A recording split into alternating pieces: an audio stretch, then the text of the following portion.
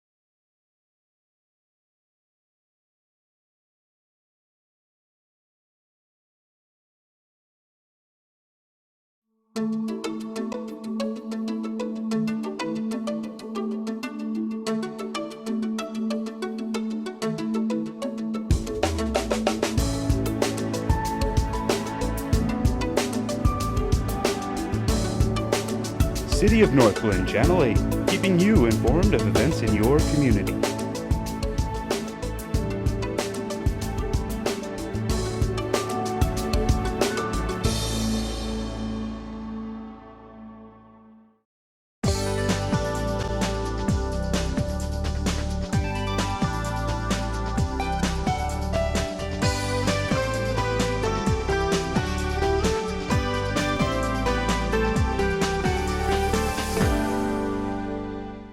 Good evening. I'll now call the study session meeting of June the 17th, 2019 to order. Joanne, would you call the roll, please? Mayor Pro Tem Escobar, Here. Councilmember Sowers will be absent. Councilmember Lighty. Here. Councilmember Downing will be absent. Councilmember Brown will be absent. Councilmember Whitman. Here. Councilmember Duran Mollica. Here. Councilmember Wilford. Here. Very good. The first item on the agenda is capital improvement program. City Manager Gar, would you introduce the item?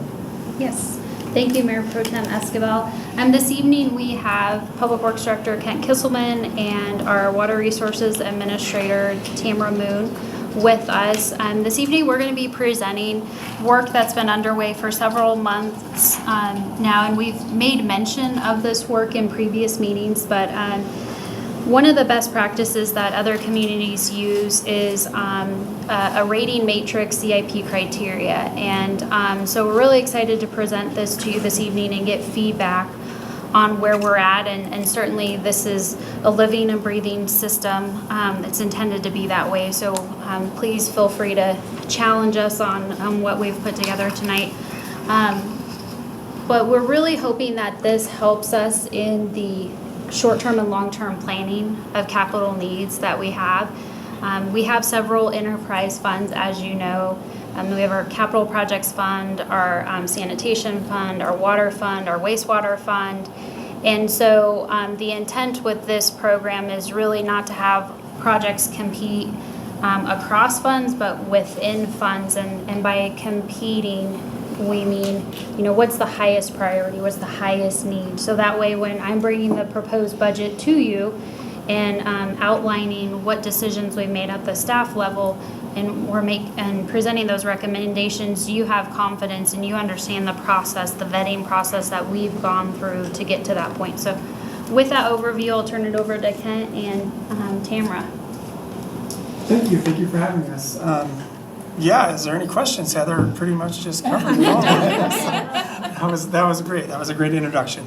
So yes, we've been working on this, and this is where the exciting portion that we've been talking about for the last 6 months is beginning to come together. We've had several study sessions. A couple weeks ago we talked about water and wastewater and projects that we had that went well into the future, and how do we plan for those, and how do we ensure that those are the highest of priorities. Well, Tamara has been instrumental in helping us put this together with the rest of our managers and staff, and so it's something that we do.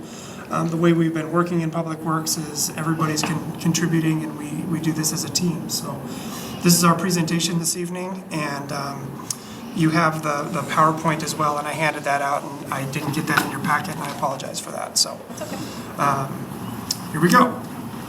So background on CIP on planning. So currently we have a 5-year plan that you see every year in your budget book, and you may wonder, like we have in the past, of how did those projects get on there?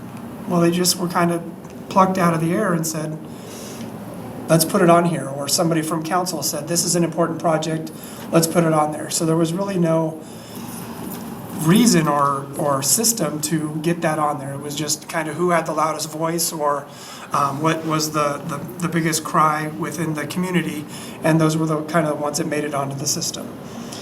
So we don't think that may be the best way to move forward with the things that we're trying to do in Public Works and parks and our city. So we wanted to develop a new system. So we started looking with other municipalities that look at criteria, and again, Tamara did a bunch of investigation from other municipalities and drew that information and kind of developed ours. And we went through not only the Public Works staff, but the leadership staff and our Executive Development Review Committee staff. So we vetted this through a few different times at the staff level before bringing it to you. We want to create that method of planning where each project gets a priority within its own kind of division.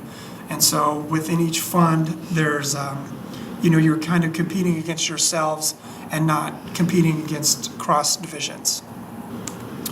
Here are just a few projects that we've done. The upper left is the Headworks project. We have a Parks Bridge, and that beautiful mountain picture is our Berthoud Pass. So why do we need a CIP plan and rating matrix? Well, you can see, and especially in Public Works, where we drew our staff together to kind of what do we have that's out there, and what are projects that we don't see or aren't on the current plan, and we start listing these things out, and the list becomes exhaustive. So you start using these arrows, and where do they go, and how do they fit, and where's the funding go, and so you can see it can get very daunting, and we want our we have a lot of assets, and we want to protect those assets and make sure that well into the future, not just 5 years, but 10 years and 15 years down the road, that we have a good plan forward fiscally and project-wise of how to get this stuff done. And please jump in at any time if you have any questions. So what does CIP planning and matrix and rating mean? It's a robust yet fluid document that guides the CIP planning. So you can kind of flip in your packet. That's the last part, correct, Tamara? That's the guide that we have, the appendix. Right. So there's the Appendix A that's attached in there, and we won't go over all this. We'll cover the highlights in here, but that's kind of the robust criteria that we've put together for the projects to look at each one. And we've standardized it for all departments. Some other municipalities may have one for planning, one for parks, one for Public Works. Well, we felt that we're small enough and inclusive enough where we could kind of massage these categories to include all divisions. And again, we want to, as Heather mentioned, we want to try this, and we want to, be able to look at it on a yearly basis to see if it's working or not. We will prioritize the project based on the rating. And it's a multi-step process that'll include our staff, the management, and yourselves. Again, we want to reevaluate them on an annual basis, and then they'll be approved during the budget cycle process.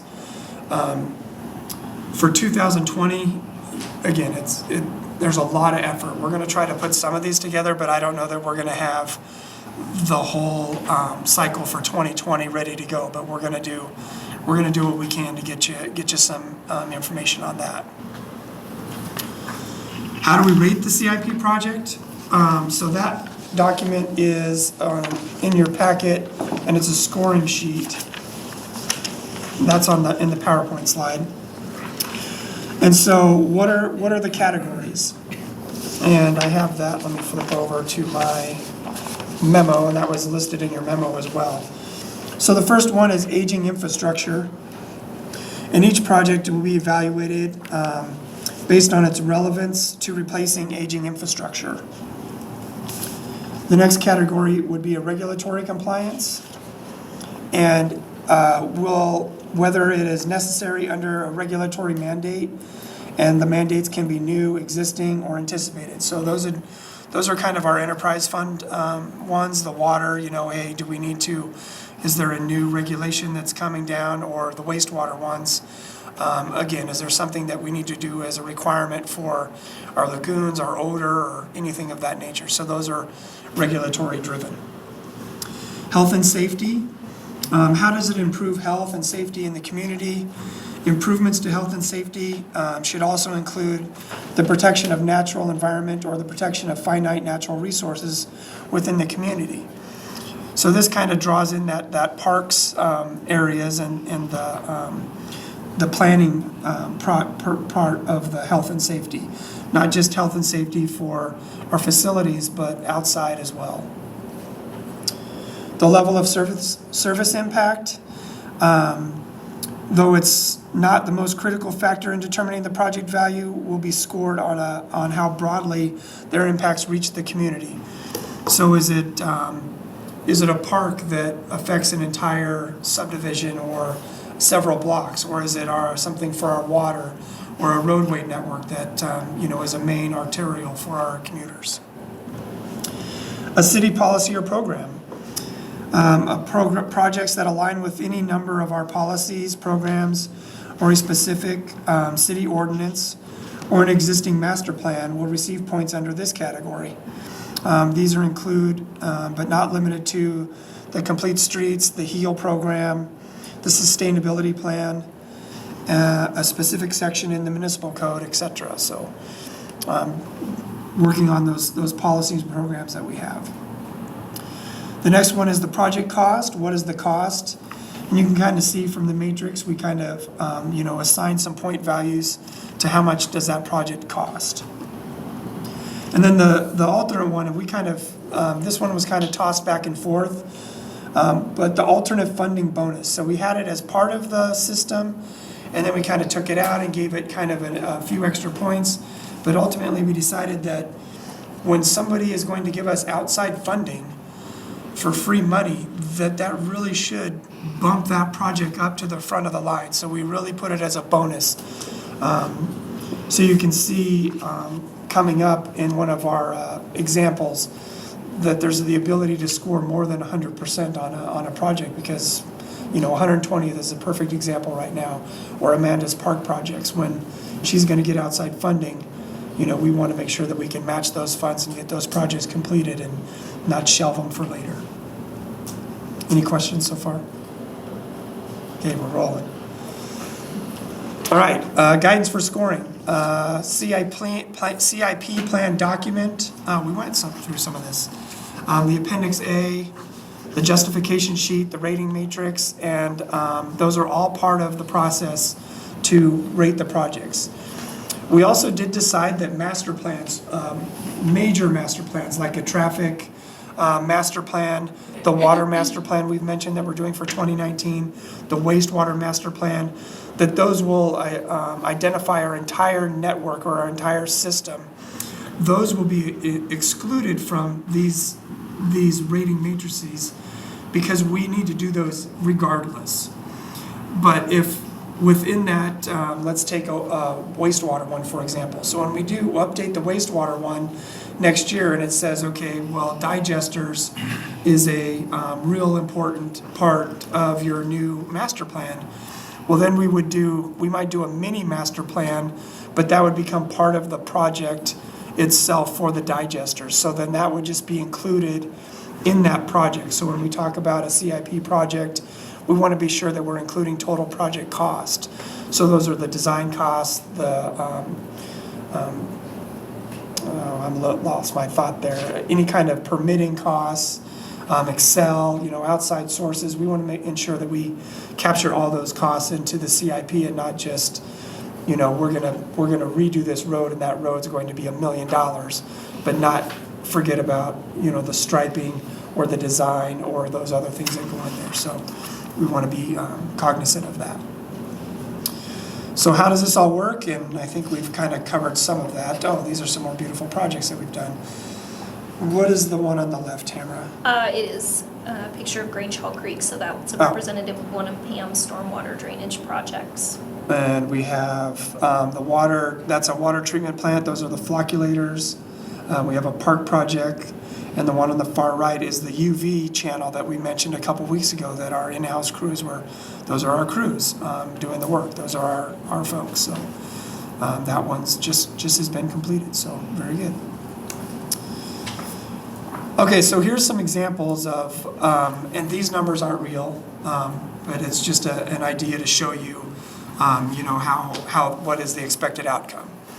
So we've divided it into the funds. We have general fund, we have stormwater, water, and wastewater. So out of a general fund project at Carl's Farm, has 110 points, where we know that Carl's Farm we're doing some matching dollars, and they're giving us some money back on that project, so they could get those bonus points. And that's a very important project for our community, and it touches a lot of people and hits on a lot of those elements that are in the scoring criteria. Justice Center Park, again, a very important project that could impact our community, so it would score very high. And you can kind of see how they go on down. The Civic Center, Community Development Block Grant projects, again, we're going to get money back on those. And then street improvements are kind of lower because it may not touch all of those areas within our criteria, but again, still critical. So when we begin to put the projects together, we can have an idea of where these things fit within the budget. Same thing on down the line with water and wastewater. This gives us, when we have so many projects, as we mentioned a couple weeks ago, it gives us a great understanding of how to prioritize those out in the out years to ensure that we have the funding available to get those projects completed. Yes? So I'm looking just as the example, the items in the general fund, and I'm wondering how residents might push back a little bit on like street improvements versus Justice Center Park.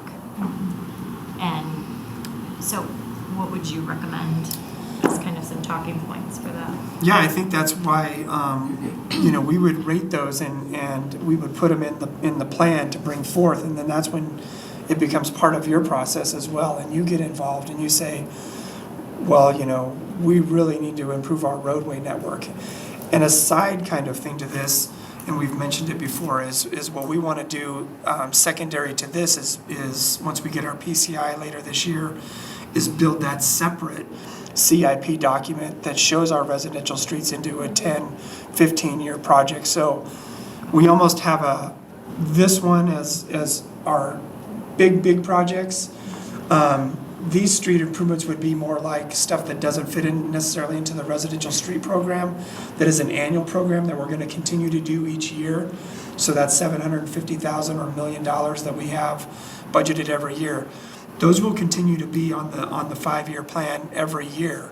This would be more like 120th, and in this case, this isn't 120th because it doesn't score, but maybe a Melody or a Huron or something that's larger than our residential street program, but is something that needs to be a one-off street that we need to plan for.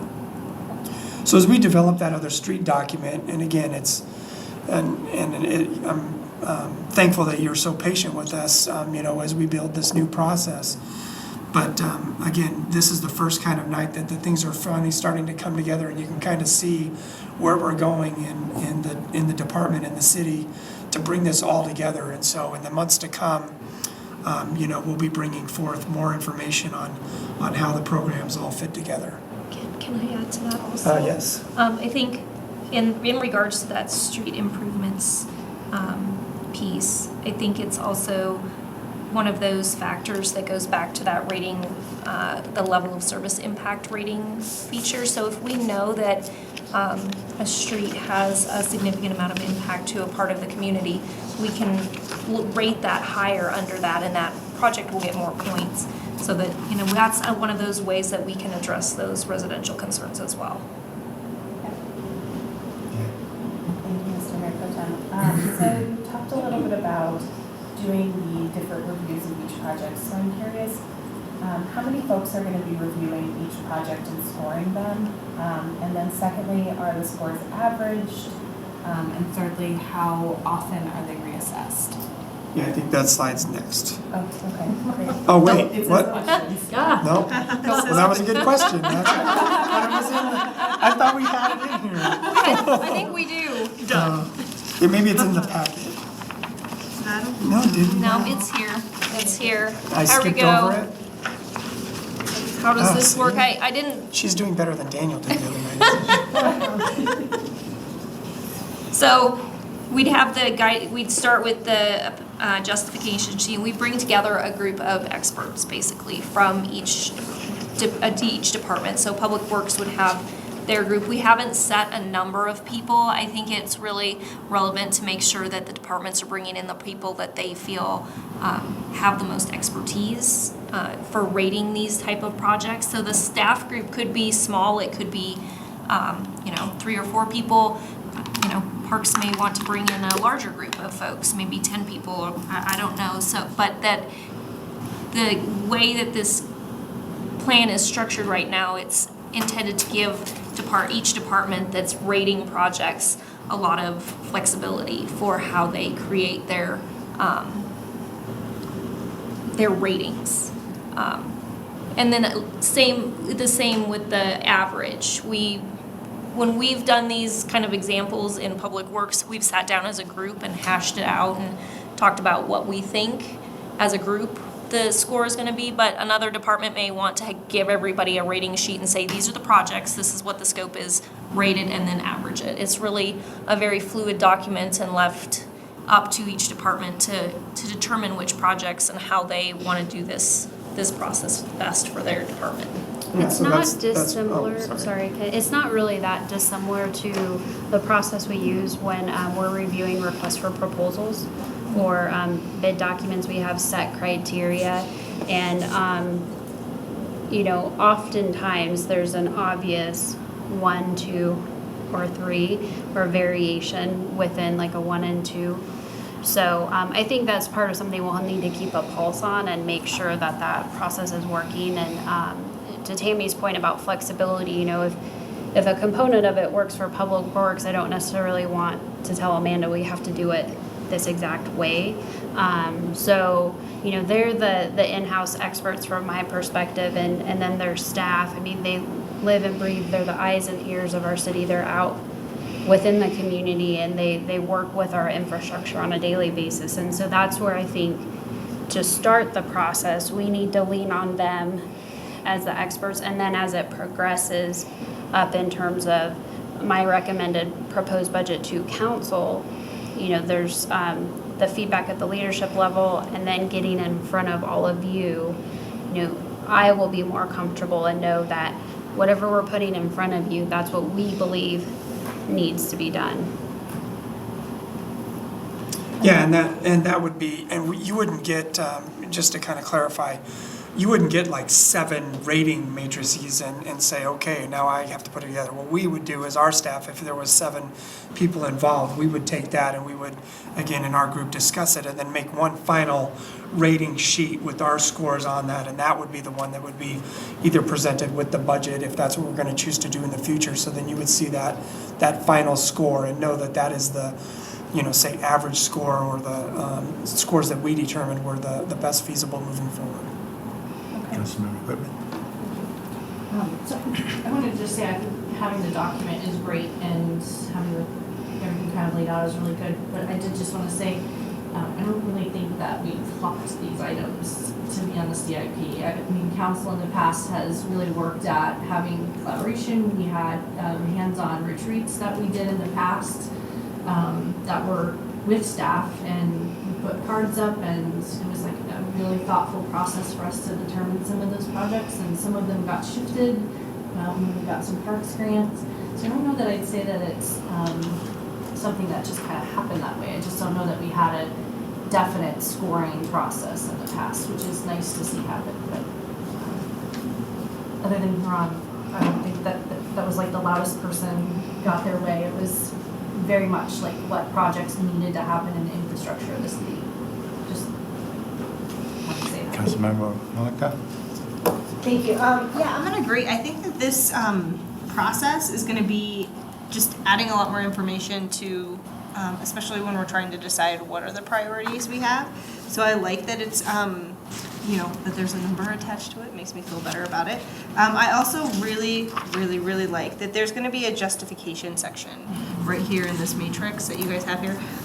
Because then, I really get a good, idea of your perspective, why it's important versus, and then compare that to other projects. So I think when we're talking about, how we're planning these projects, especially for next year, I'm really excited to see, all of this information because it adds so much more than what I think we're currently given. So I think it's a great idea. And I guess one question I did have is if we were to say some project didn't score as high as we wanted it to, like, how does council move forward with that? Do we just bump the system and be like, hey, we're gonna veto this process and just go with whatever we want? Or what would be the process of that? Council can when that make, happens? yes, yeah, I think council can make, at the time of the proposed budget, you can make recommendations and ask for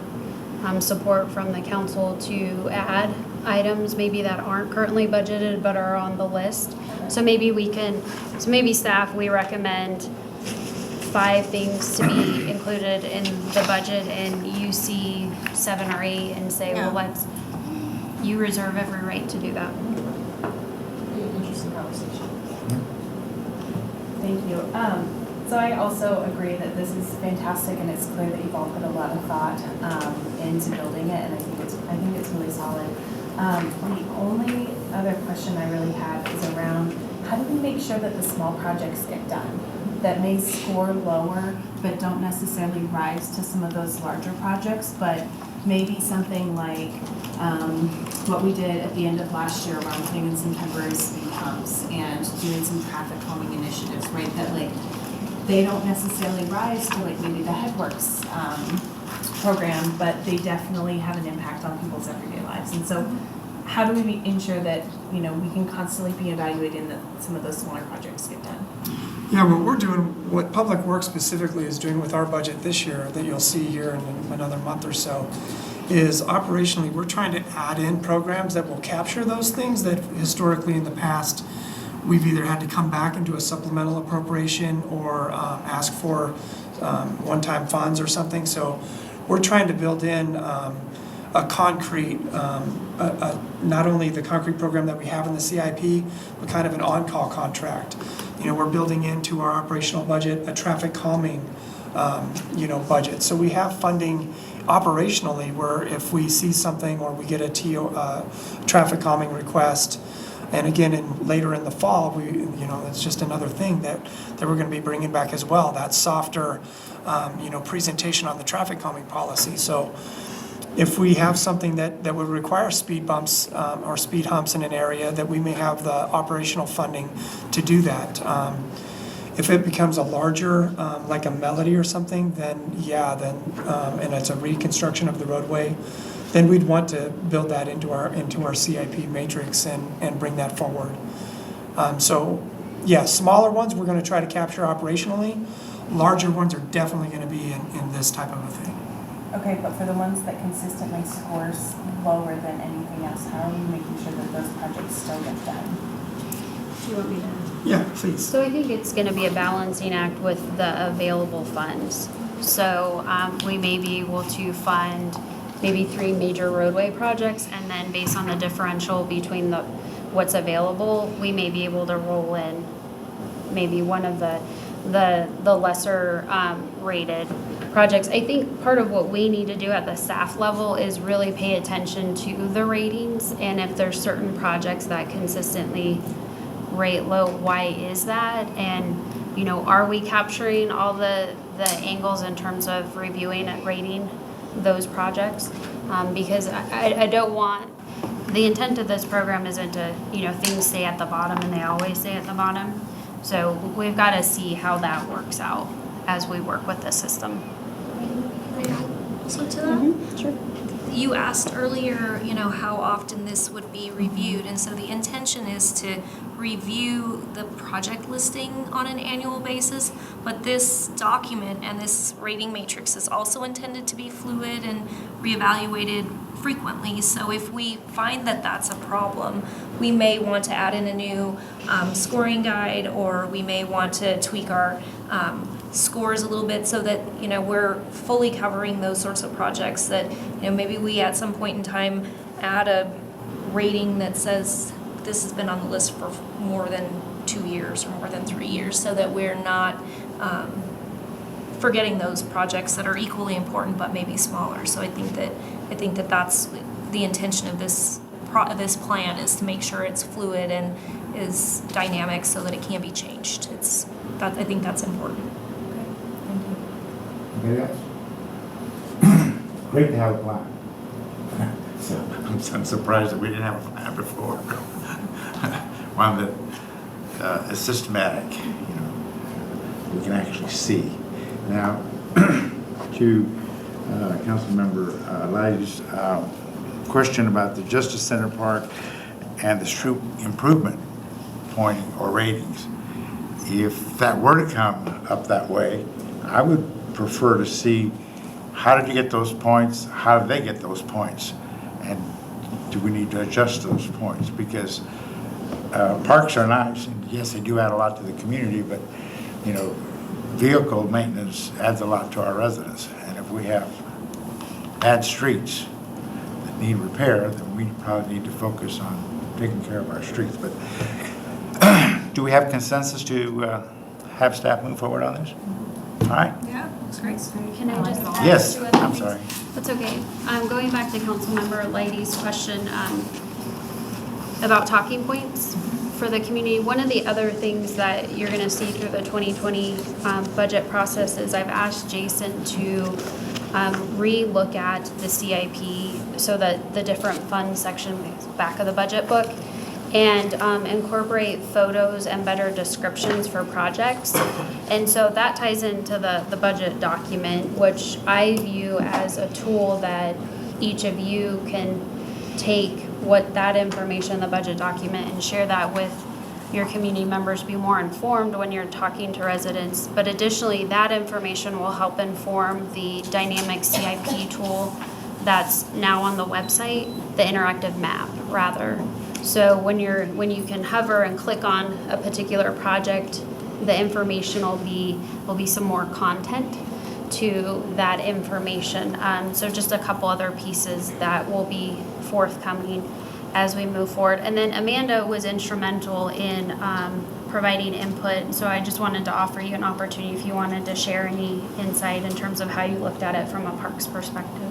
Certainly. I think the only thing I would add is, in terms of looking at those weights of different projects, a lot of times the park project isn't quote unquote competing with the streets project, because even though they're both in the capital projects fund, they have dedicated fund sources that are associated. So most of the time, we aren't using general fund dollars for park projects. There's an exception to that every now and then, but we're generally using Adams County Open Space dollars or our Conservation Trust Fund is its own fund. But you can't do a streets project out of that, and vice versa. If it's the Adams County traffic tax, you can't use those for a parks project. So there's that piece of it as well, that they may not be competing against each other in that way. And then I think the other, just like Tammy said earlier, as we use this for a year or two and we see what we're hearing out in the community and what we're hearing from all of you and how that compares to our scores, it may help us identify some areas that maybe we don't have enough of in the scoring criteria that we're missing. And we shouldn't see projects that don't get funded if they're a council priority and they're not getting funded. We want to understand why, and I think we'll get there.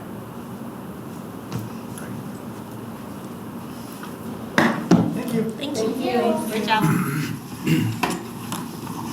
Item number 2 is youth use of tobacco and electronic smoking devices. Policy discussion. City Manager Gar, would you introduce the item? Thank you, Mayor Pro Tem Escobar. So Councilmember Duran Molica had asked and brought this topic up for discussion with council, I think a couple months ago, maybe 3 months ago. So this evening we have Kathy Stats with, she's a prevention specialist with Tri-County Health. There's a lot to this topic, and so the way we framed it is I'm going to have her turn it over to Kathy and have her do some background provide contextual information on the topic. Starting on page 2 of your memo, I've outlined the city council policy options for consideration. There are really 4. Even in the 3 months or so that we initially had a conversation, there's been some state legislative changes and so forth that we're capturing in this discussion. So this is intended to be informational, and then I'm looking for direction from council consensus on, of those 4, which options you would like to move forward with, if any. This is open for discussion and feedback. And some of these items will require additional staff review and input, which will need to come back, such as the licensing piece, for example. I'll need to spend some time with Chief and really assess what that piece, if the council's interested in that type of program, will look like. So with that, I'll turn it over to Kathy. Hi, good evening. Thank you so much for having me, Mayor Pro Tem, council people, just for the opportunity to tell you a little bit about what's going on with youth use of these nicotine delivery devices. In the presentation, you'll see me refer to them as ESDs, electronic smoking devices. We try to be very careful with our language because they sort of are interchangeable, sort of colloquially as vape pens, or that the verb of using them is vaping, but we try to be very careful because there is more to these products than just water vapor. So with this, I'll just introduce you to who we are. This is a group of our Tri-County Tobacco Prevention staff. Some of our key partners were funded through Amendment 35 tobacco tax dollars, funneled through the state tobacco education and prevention program, housed out of CDPHE. And we have our community health promotion division as a whole, and our director here this evening, Heather Baumgartner, who is our fearless leader. And our tobacco and substance abuse prevention work is one of many pie slices of the work that we do, even though we are all one. And actually, in the last week, this has been updated. We have some of our maternal child health folks joining our team too. Our health department has done some reorganizing recently, and so happy to have many members of the team thinking about our systems level public health work. So why are we here today?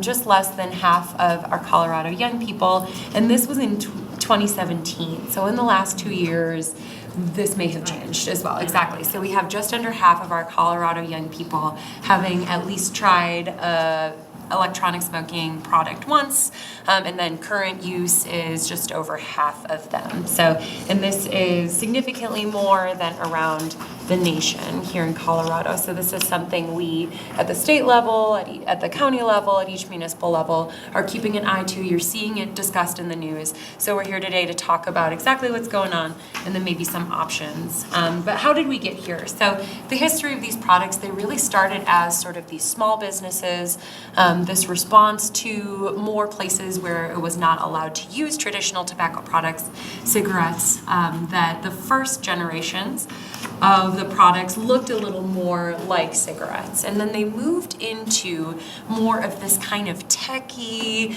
new age, and that the products themselves were not one-time use, throw them away after using them, but they began to be refillable. And then we had the tanks, where you would fill it up with different liquids, and then now we have sort of the Juul ready-to-use products, they call them always ready, where you click in the pod after you've charged it on your USB port, and you see the little light up and it's ready to go.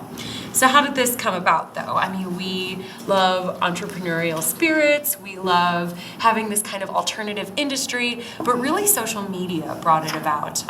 If you look up just on Instagram, YouTube, you'll see so many videos of people vaping, the different tricks you can do, the different places where people are found using these electronic products. It's become sort of this culture of its own, and different ways to be using them. We have our sweatshirt string, and I know it can be tough just for parents to keep up with what new format of these products look like. I mean, is that an inhaler or is this a product that's delivering different chemicals? So how does it actually work? There's a lithium battery that heats up the liquid contents in the little port that you put in, and then it heats it up and aerosolizes the liquid inside. And so once again, it's not a vapor because it is a gas containing these fine particles and chemicals from the liquid. Any questions so far about the product itself? Okay. So what we know of, because there is no FDA product standardization of these products themselves, new and different ones are coming out in the market, is we don't have longitudinal research, and because they've changed so rapidly, I mean, that picture of all of them, this has only been the last couple years that these products have evolved into where they are now with these Juul USB-looking products, that what we can really study is the chemicals that have been found inside many of the juice pods, if you will, the e-liquid. So nicotine is found in almost all of them, and we do know that nicotine is very harmful to a developing brain, and that there's more nicotine in this product that has, through different formulations of this liquid, been easier to take down than in past iterations of this product. One of the bases of the liquid is propylene glycol, which is a chemical that has been approved for ingestion in anti-constipation medication in very small amounts, but has not been approved for health and safety for inhalation. Diacetylpropanol is a chemical that was often used in tanneries, often used for flavors in these products. So for the cotton candy and unicorn barf flavored products that we have here, that diacetylpropanol carries the flavors, was used in tanneries and has been found to be the cause of a disease called popcorn lung. It's very similar to COPD, and so that's been found in many of the flavoring agents for these products. All the nicotine is derived from a traditional tobacco leaf, and so many trace chemicals of what you find in traditional tobacco products, and then also anything that can be liquidized and aerosolized, which is what takes this product into the next level of consideration, that we've heard internally from our staff at Tri-County that their clients discuss using drugs in these products, and there's compatible THC pods that can be clicked into the device itself. So, it's an interesting conversation that we are talking about them as this sort of alternative to tobacco product, but they can also be used as a drug delivery device, especially when you're thinking about the tanks, different ways that you're modifying them, taking in more of a puff at a time. And one of those pods is about the equivalent of nicotine to a whole pack of cigarettes. And so especially if you're modifying, people ask all the time, well, how long does it take someone to get through one of those pods? It just depends. If you're taking in a lot at a time, That could be an entire pod taken down in a short amount of time. And so the effects, like we said, because there's no product standardization of the chemical contents of the product itself, the effects are still whatever we can piece together from the research that we're finding. But, us in public health, we were questioning, could this be a harm reduction device? Could this be something that, okay, it's not traditional tobacco products, but, what have we got going on here? The more research that's being done, they're finding that the nanoparticles from the aerosolized chemicals are getting into the lungs in different ways than a traditional tobacco products because they are so small. So none have been approved for health, safety, or claims of helping users quit. There have been no studies that have definitively shown that.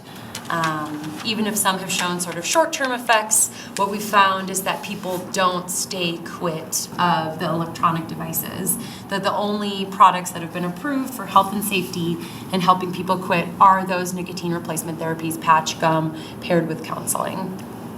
Or Chantix, some of those other sort of products.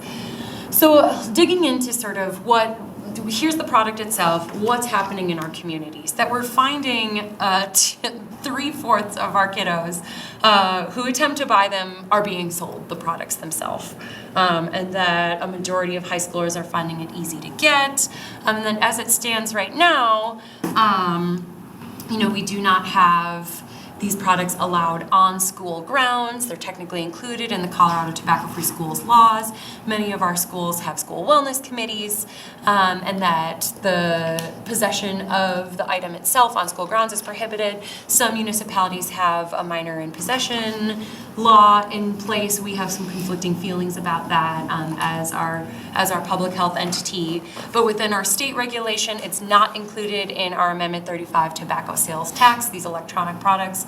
Other tobacco products are, even though electronic cigarettes, electronic smoking devices are included in the definition of tobacco, they are not carried out as such in terms of our tax structure. And then also this legislative session, we had the addition of these electronic products to our Colorado Clean Indoor Air Act, with some exceptions still remaining, and we just received some excellent materials for that today. I can send that out to the council as well about what this looks like, where those exceptions are.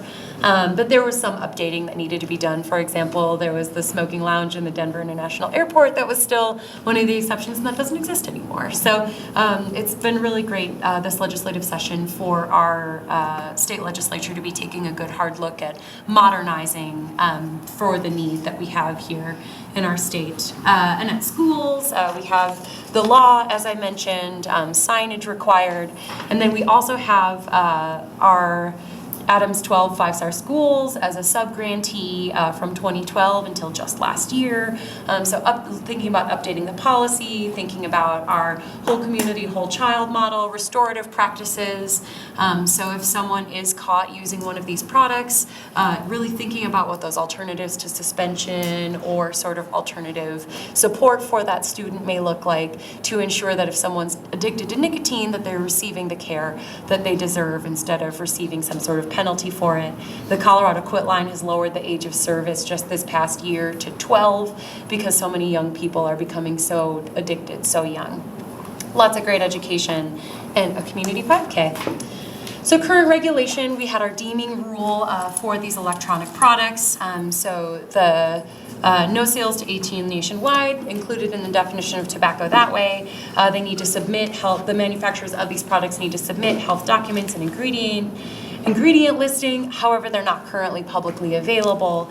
And the potential for product standardization, it's in comment period right now. So really they'd be looking at the contents of the liquid and the lithium batteries. That's why you can't take them on airplanes, because there's not standardization for those batteries. That's why, when they rub against change in the pocket or have sort of differences in pressure on the airplane, why they have been known to explode at some points.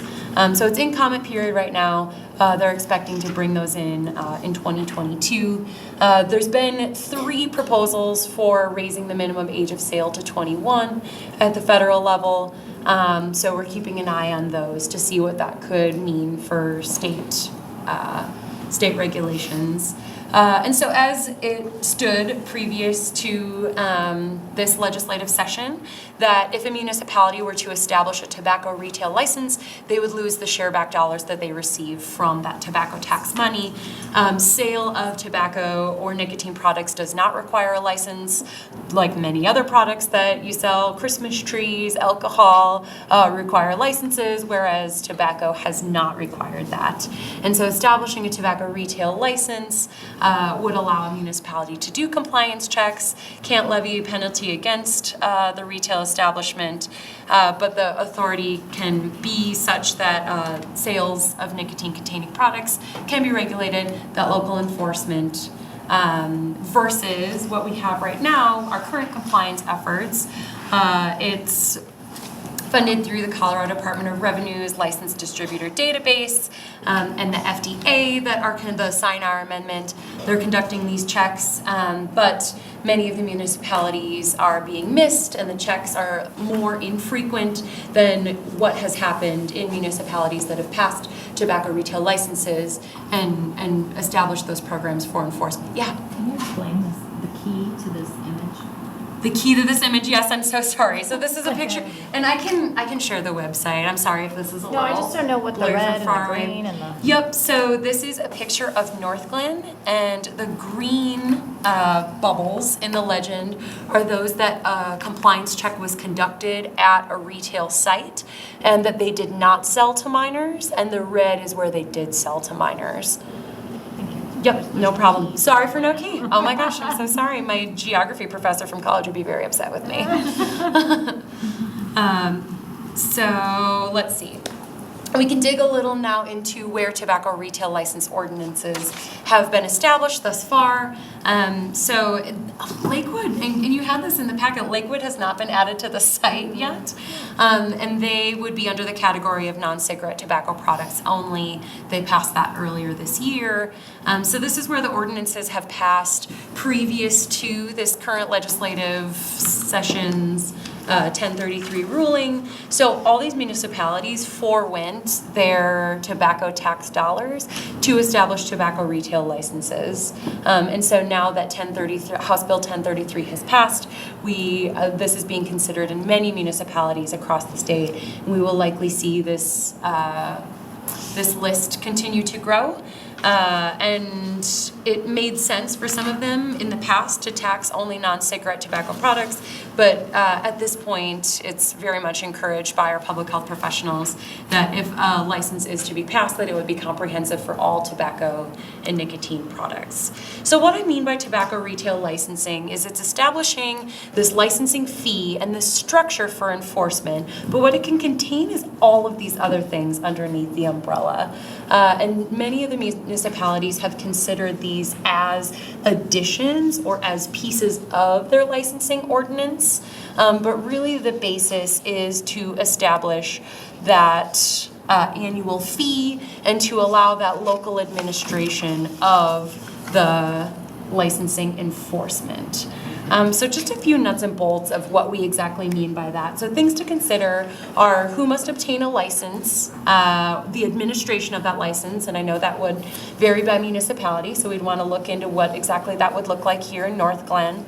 Requirements of a license, so how often do they need to renew it? You know, is there any other agreements for Northglenn? Licensing restrictions, what would that funding structure, that fee structure look like? And just a note that licensing fees do not equal revenue. All fees collected from that license would need to go towards this enforcement and compliance program. But that it gives the police departments funds and abilities to do that local enforcement based on whatever your municipal business code looks like. So fitting it into the structure that already exists. So then thinking about, for your municipality, what it could look like for consequences, penalties, really trying to keep it in line with what already exists.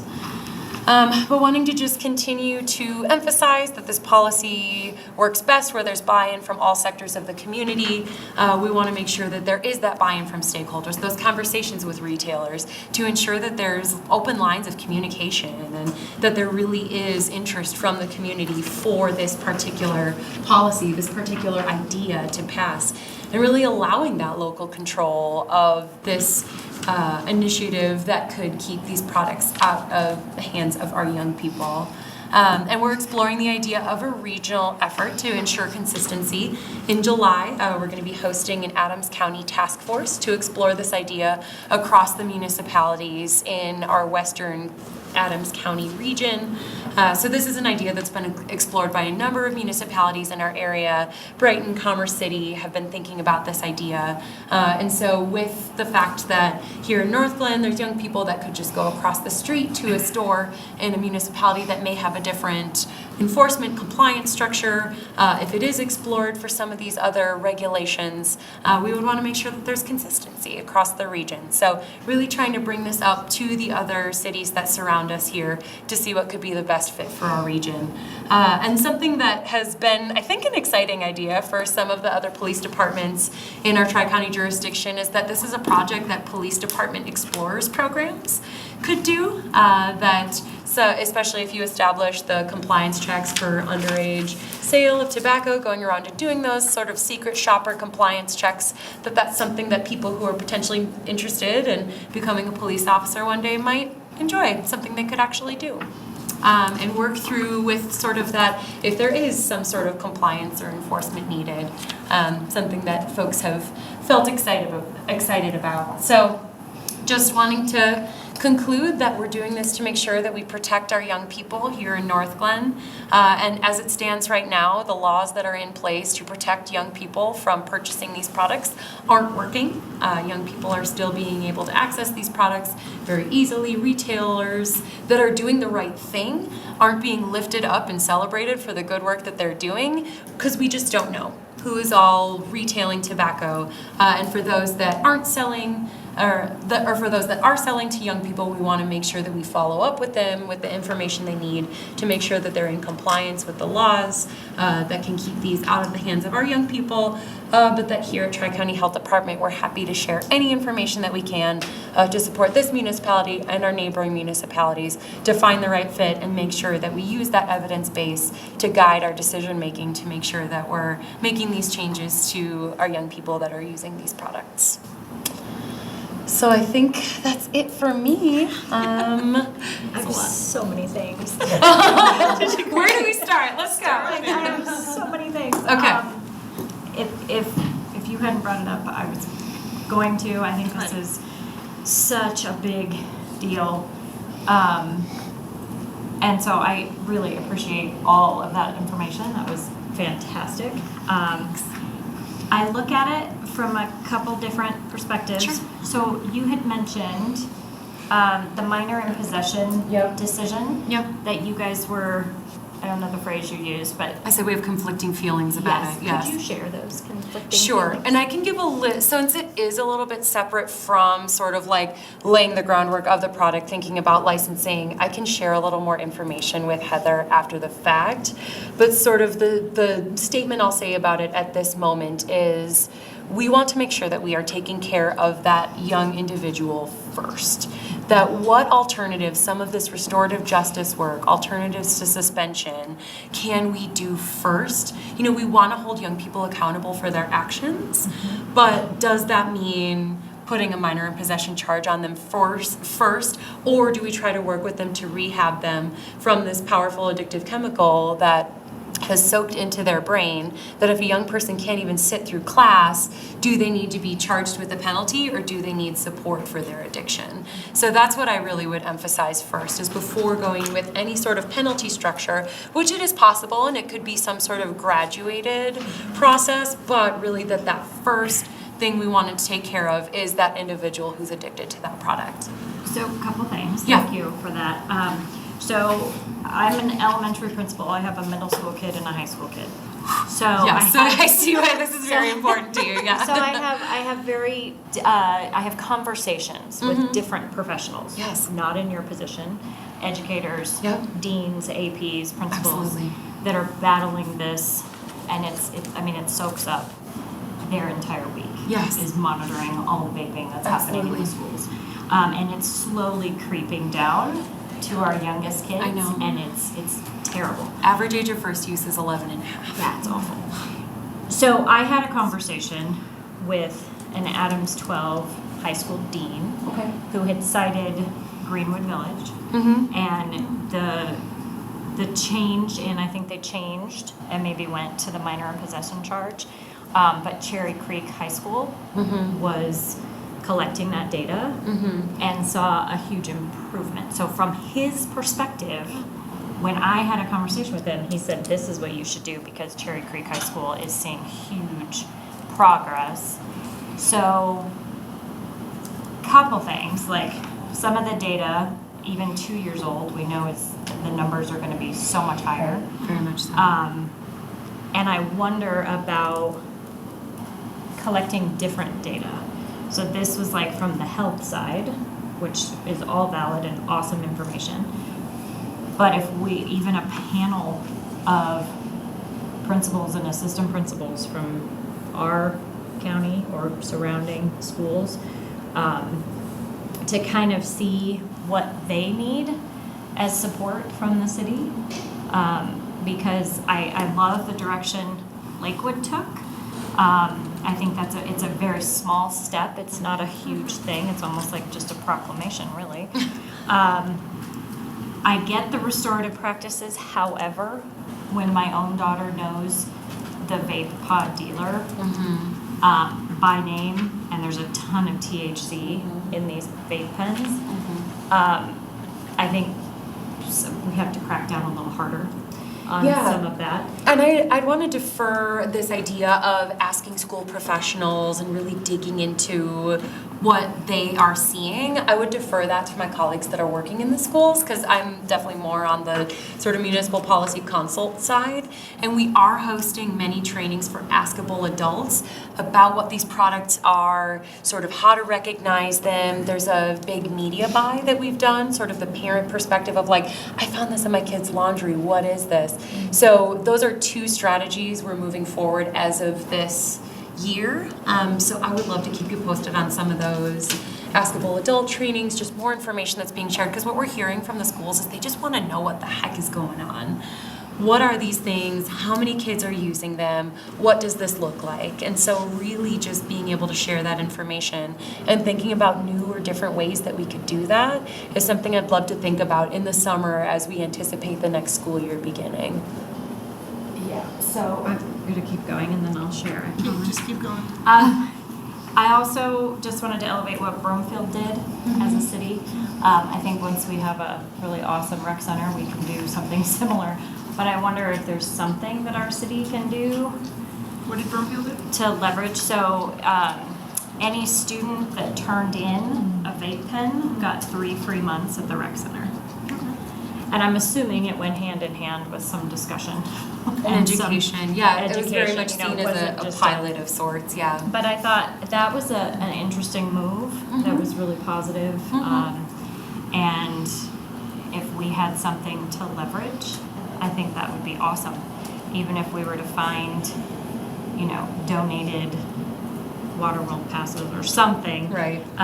To fund something like that. I know they're pretty easy for kids to get. They're left in bathroom stalls, they're left charging in the computer lab, anyone can find them. I hate that my 12-year-old just walks into the bathroom. He's like, every single time someone's vaping in their mom and I just leave. That's terrible. And so I think we have to do something a little more proactive. And then the other huge concern I have is the ability for them to buy them online. Yes. Yes, absolutely. So, I'm done. All right. For now. I had a couple questions. So going back to the current compliance effort slide with the green and red dots. Yes. How often, magical, mysterious dots. yeah, the mysterious dots. How often do these checks happen? And is this picture that we're seeing all from data from 2018? So all of these checks were done in 2018? Nope, not all done in 2018. Let me look up the specific stat for you in my Only half of known tobacco retailers, so known tobacco retailers, these are just known tobacco retailers. Okay. This is not someone selling out of their car, this is not online sales, this is going into the gas station, convenience store. And only half of known tobacco retailers are checked every year for state enforcement. So that's what we've got. And some, it may be every couple years that they have gotten checked. So if only half are being checked a year, how many years does it then become that retailer, known retailer, is checked again? And then the only other comment I have really is I'm really interested in what a stakeholder meeting might be. And I know that we're going to have this conversation tonight. We're going to decide how we're going to move forward. But regardless, I would like to see a lot of thought put into the stakeholder meeting, because I think it is, you know, we need a good insight from the business community and then as well as our residents, because I think it's such of an important issue that I think is impacting every family in Northglenn almost, it seems like. It's so prevalent. So I would love to hear how, if we move forward with that, what that stakeholder meeting would look like. That's all I have. Anybody else? I'm so sorry. I thought about something else. I was looking at this little handout. First of all, I think part of the stakeholders, and I love that Lily is, but I think we need to bring teenagers in, but I think they need to be, which will be hard to gather probably, are the ones that are doing the vaping, to really get some information. But one of the things that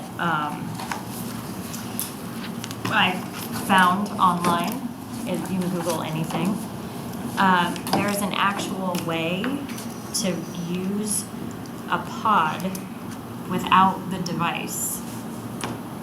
So you can take your phone charger and undo the wires, and you can literally smoke a pod without the device. And so That one I don't know. well, and that's I'm getting old. That's what's happening is because as a principal, I go to all these meetings every year, and we're chasing teenagers. We cannot keep up with as fast as they are finding things, creating things, adapting things, Well, that's making part things of it, work. is the entrepreneurial, tech-minded spirit of how all of this has come to be. It is finding new and different ways to use it. And so that's, you know, us in public health, like with our data, we're just trying to catch up. Parents are trying to catch up because the industry's been steps ahead of us for many years. And the teens are following through with their ingenuity. Yeah. So, yeah, no, I would love to think, and I would love to chat offline with you too if you want to know more information, and we can have a separate meeting as well. But from a city perspective, if we could add maybe to our HEAL program, or, I mean, like, how are there ways that we can kind of increase our participation in this discussion?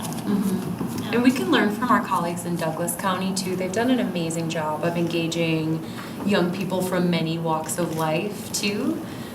So really wanting to see, you know, do we engage with churches? Do we engage with other sort of groups to make sure that we're getting the unique voice of all of the young people in Northglenn? So I think, you know, as someone that was like that youth advocate myself back in the day, like, I think just hearing that young person's voice will help really guide what could be a most authentic solution for our city.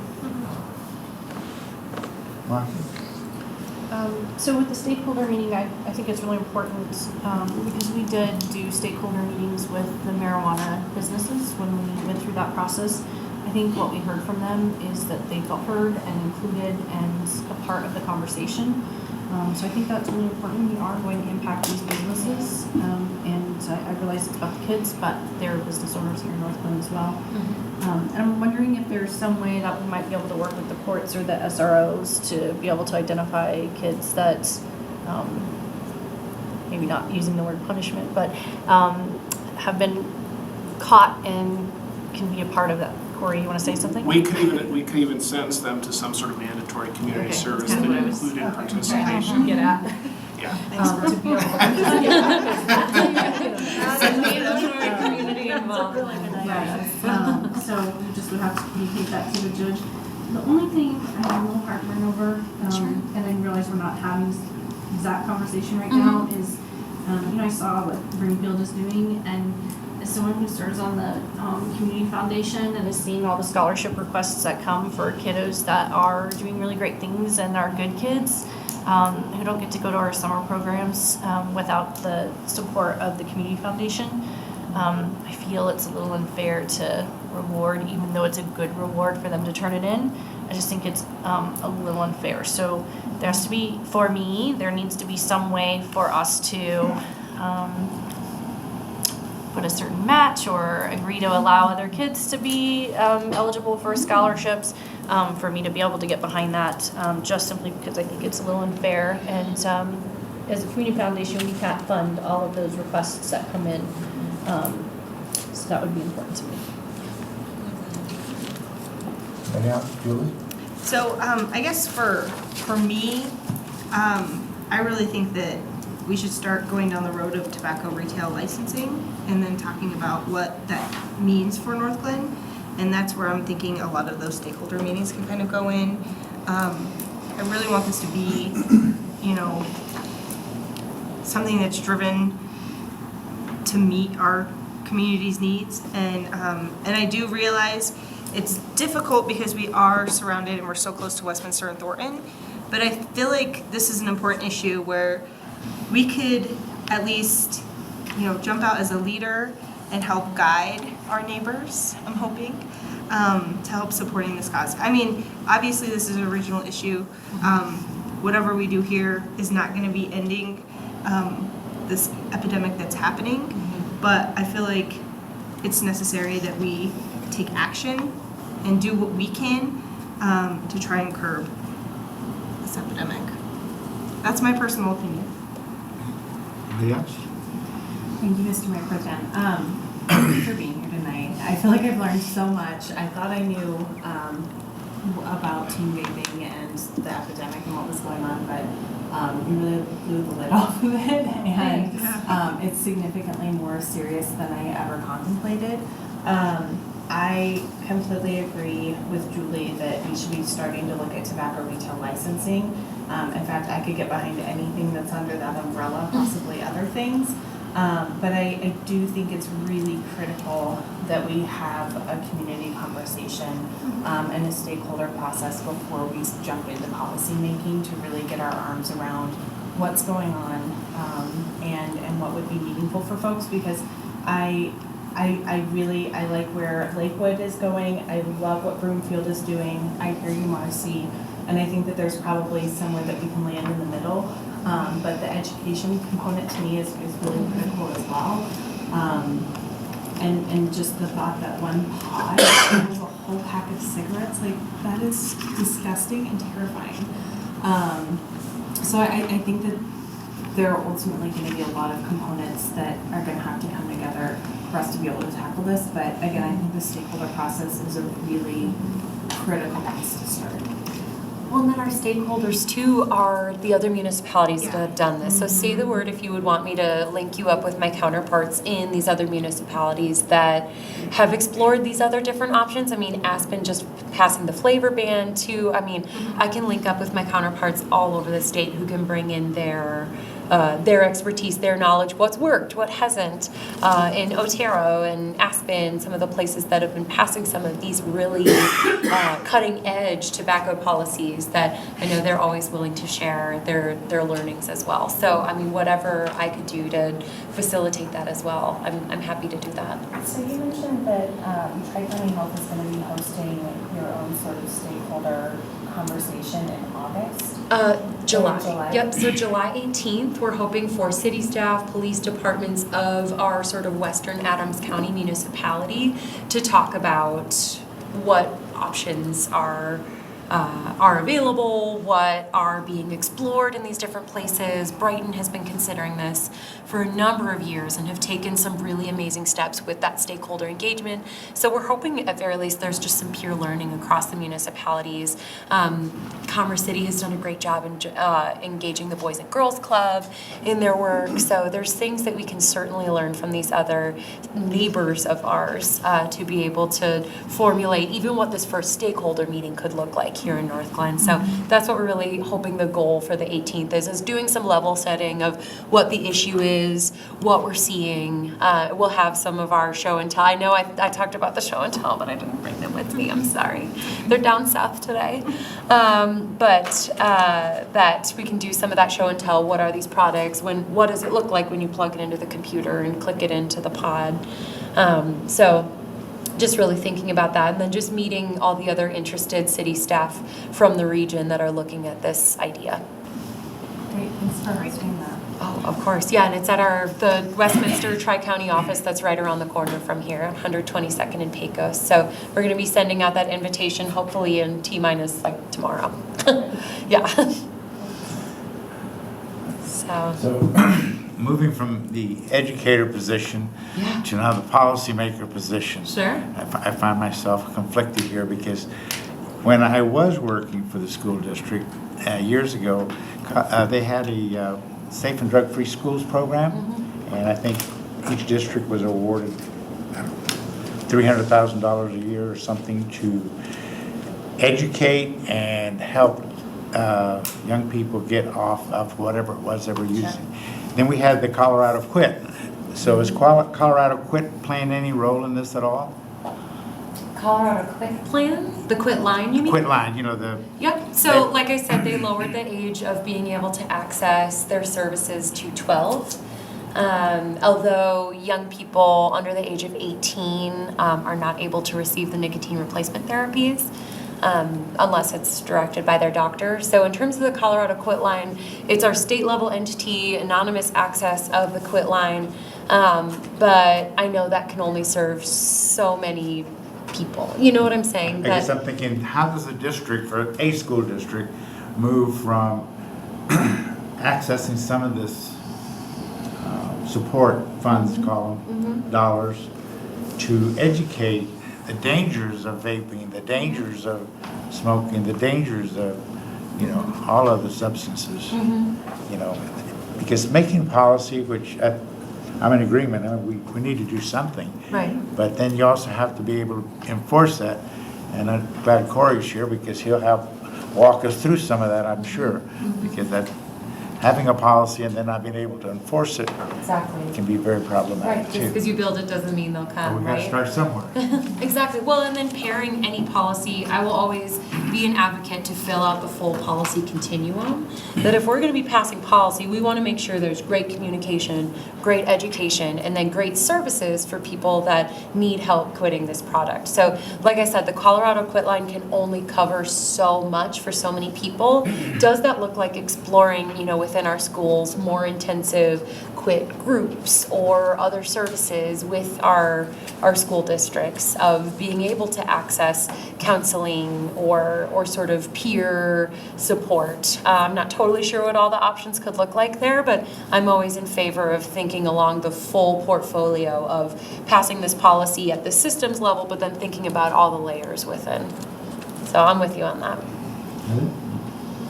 So just to recap, to make sure I'm capturing the appropriate direction that I'm being given tonight, is next step is to organize a stakeholder meeting. I can work with Kathy and put together an outline of what that meeting will look like, pick a date, that sort of thing. So that's the next step. At this point, not moving forward with any other options outlined, but to start with a stakeholder meeting, correct? So what stakeholders? So a couple things based on what I heard, and what I have in the memo is we have two initial stakeholder groups that I think would be important to engage: our HEAL committee, as well as our youth commission. We have a youth commissioner here tonight. Amanda, would you like to introduce her? Sure. I think everybody has had the opportunity, but this is Lily Kunis. She is one of our youth commissioners.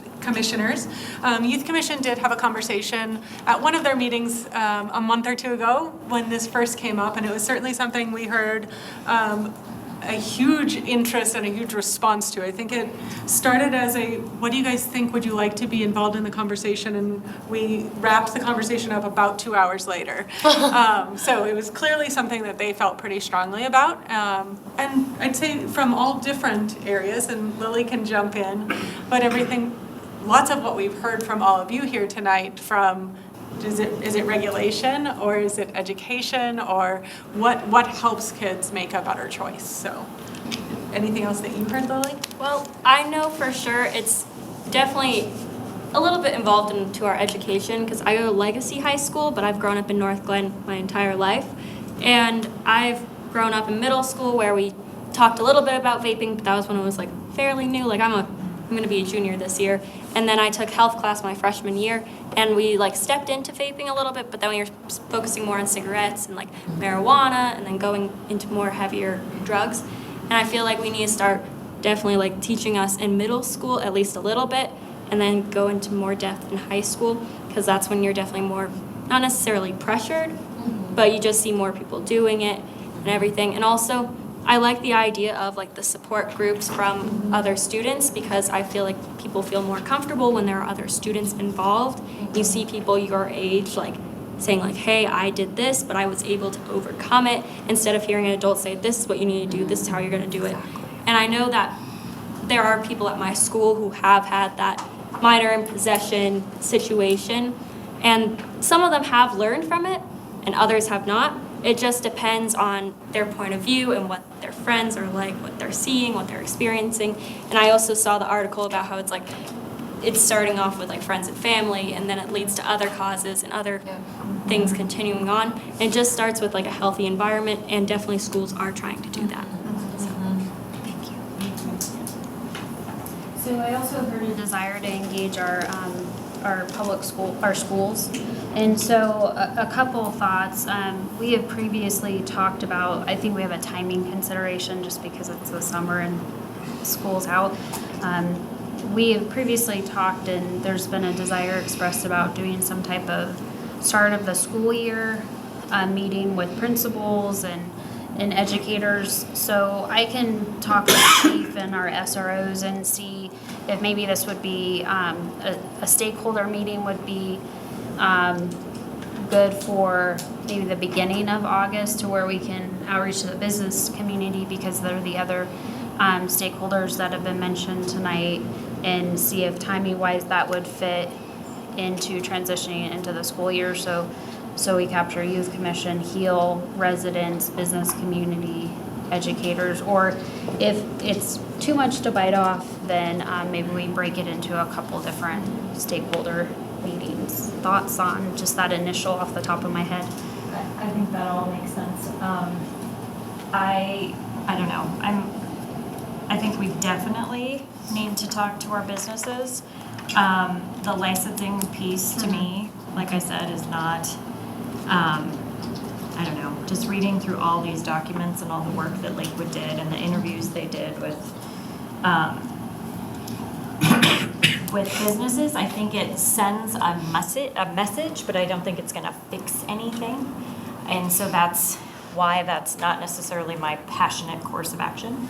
I think it's fine and it sends a message, and like you said, we could lead the way to more cities jumping on board. But when I looked at the options, I really do want to look at maybe the data from Cherry Creek High School and see if that decision that Greenwood Village made truly decreased use. I think the discussion from the leadership was that it was a significant deterrent, because I've sat through countless meetings of, the athletic directors saying, you can't vape or you won't play.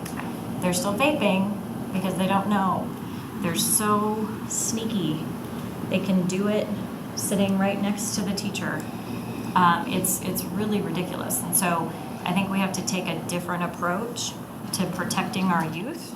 I think the licensing is sort of a separate issue, but if we're talking about educating and trying to find a way to tap in, you know, and I do agree with you, that was a good point, Marcy, about not rewarding the kids that are doing illegal things, but having a program that, you know, includes all kids. But just thinking about new and creative ways to tap in to help, and sometimes I do sort of sit on the line of restorative practices work for certain things in certain ways. Restorative practices for vaping. The concept of restorative practices are, who am I injuring? Well, I'm injuring myself. Or I'm breaking a school law and I'm taking the time of the administrator.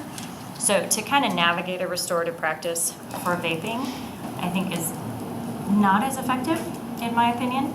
And I think we have to make different decisions around it. So I'd like to at least look into that and see what it would take or what results have happened in other cities that have kind of laid down a heavier hand with that. Jenny? Thank you. The other groups that I'd be interested in adding in, Heather, would be the Adams County Youth Initiative. If we have parents and students who might be interested, similar to what we did with Corp Reservoir, really opening it up and saying we're having this conversation. If you're interested, come and join us for it, I think would be great. And then we're having a lot of conversations about consequences, and so maybe including our municipal judge, as well as maybe somebody from the district attorney's office who's got some expertise in terms of whether or not putting a young person in front of the judicial system, like what that looks like long term for them, and if that's really an appropriate pathway for us in this case. Joy? So I guess I just want to kind of circle back real quick about the options that you put in the memo. And so the first one is licensing process for tobacco retailers. And so when I was thinking about, engaging these stakeholder groups, I actually think that it would probably be most effective if we have some type of draft policy that we're bringing them. It's like, this is what we're thinking about doing. Help us try and figure out if we're on the right track or if this is not right. So that's what I was kind of thinking when it came to, what we would bring to the stakeholder groups, that we'd actually have, some type of draft policy, if you will. And then for number 2, raising the purchase age tobacco product to 21, that was under the umbrella, right? Mm-hmm. So I feel like that is something that we could talk about, is that something we want to do as a community, and what do our stakeholders feel about what that process looked like? Number 3 is prohibiting smoking in outdoor public places. That seems really obvious to me that we should do that. So I like that idea.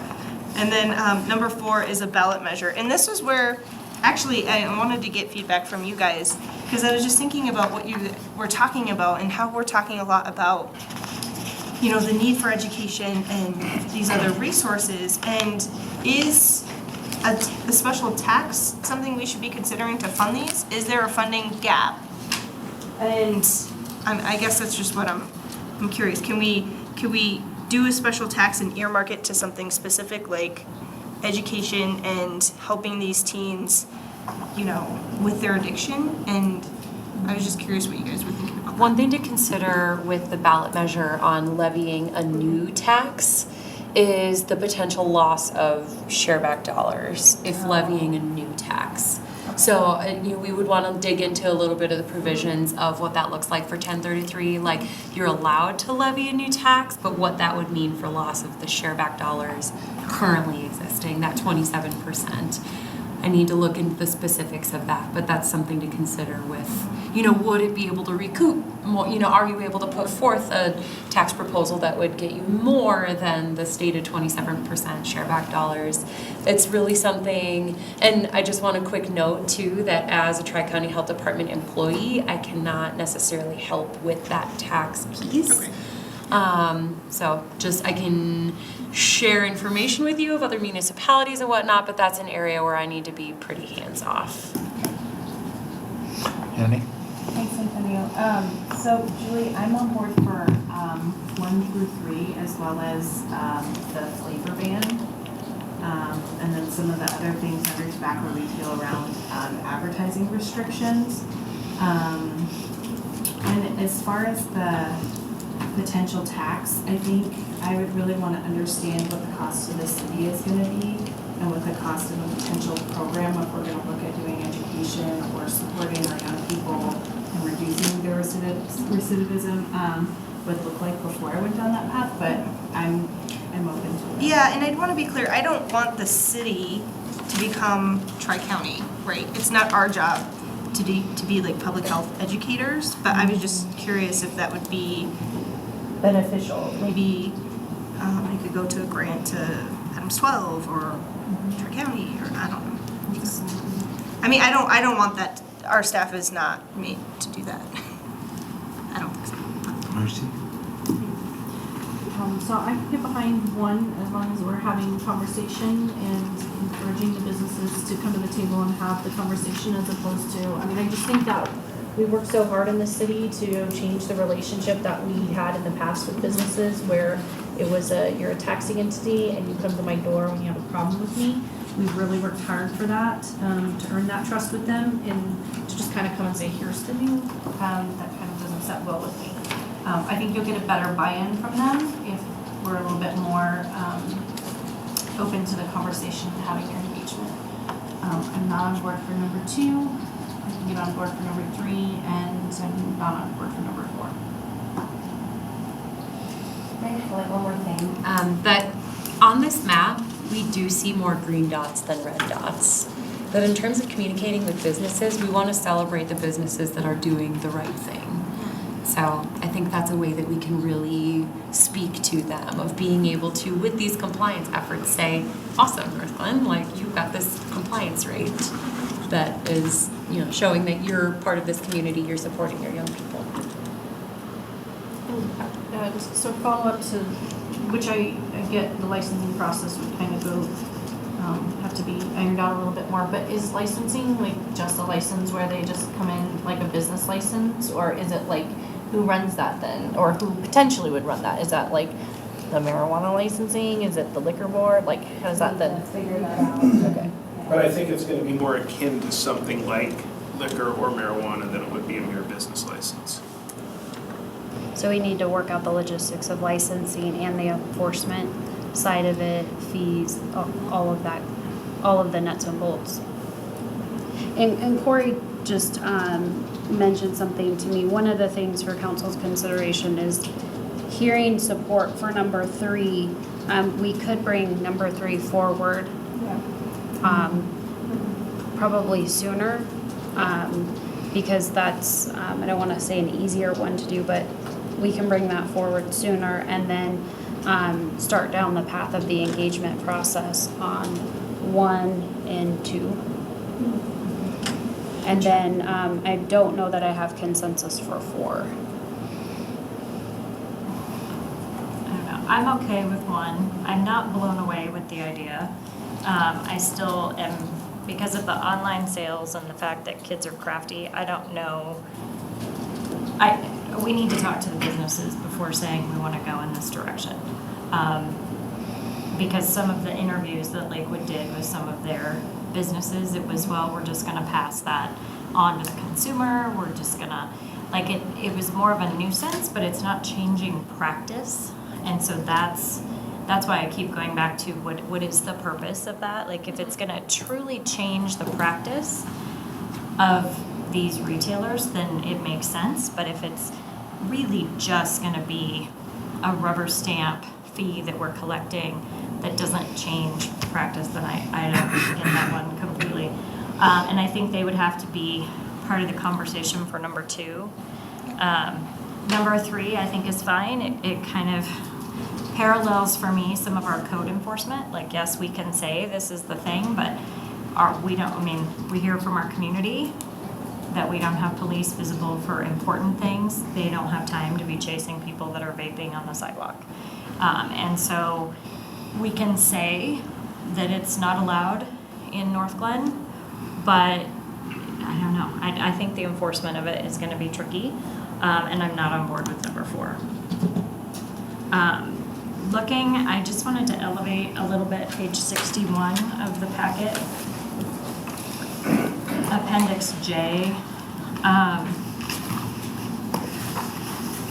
If we're engaging our retailers, I think something like this needs to be hand in hand, right? Where we need to say, here's a flyer that you put on the storefront, and then here's a flyer that's in the back on the message board for your staff, and here's the training that goes with that.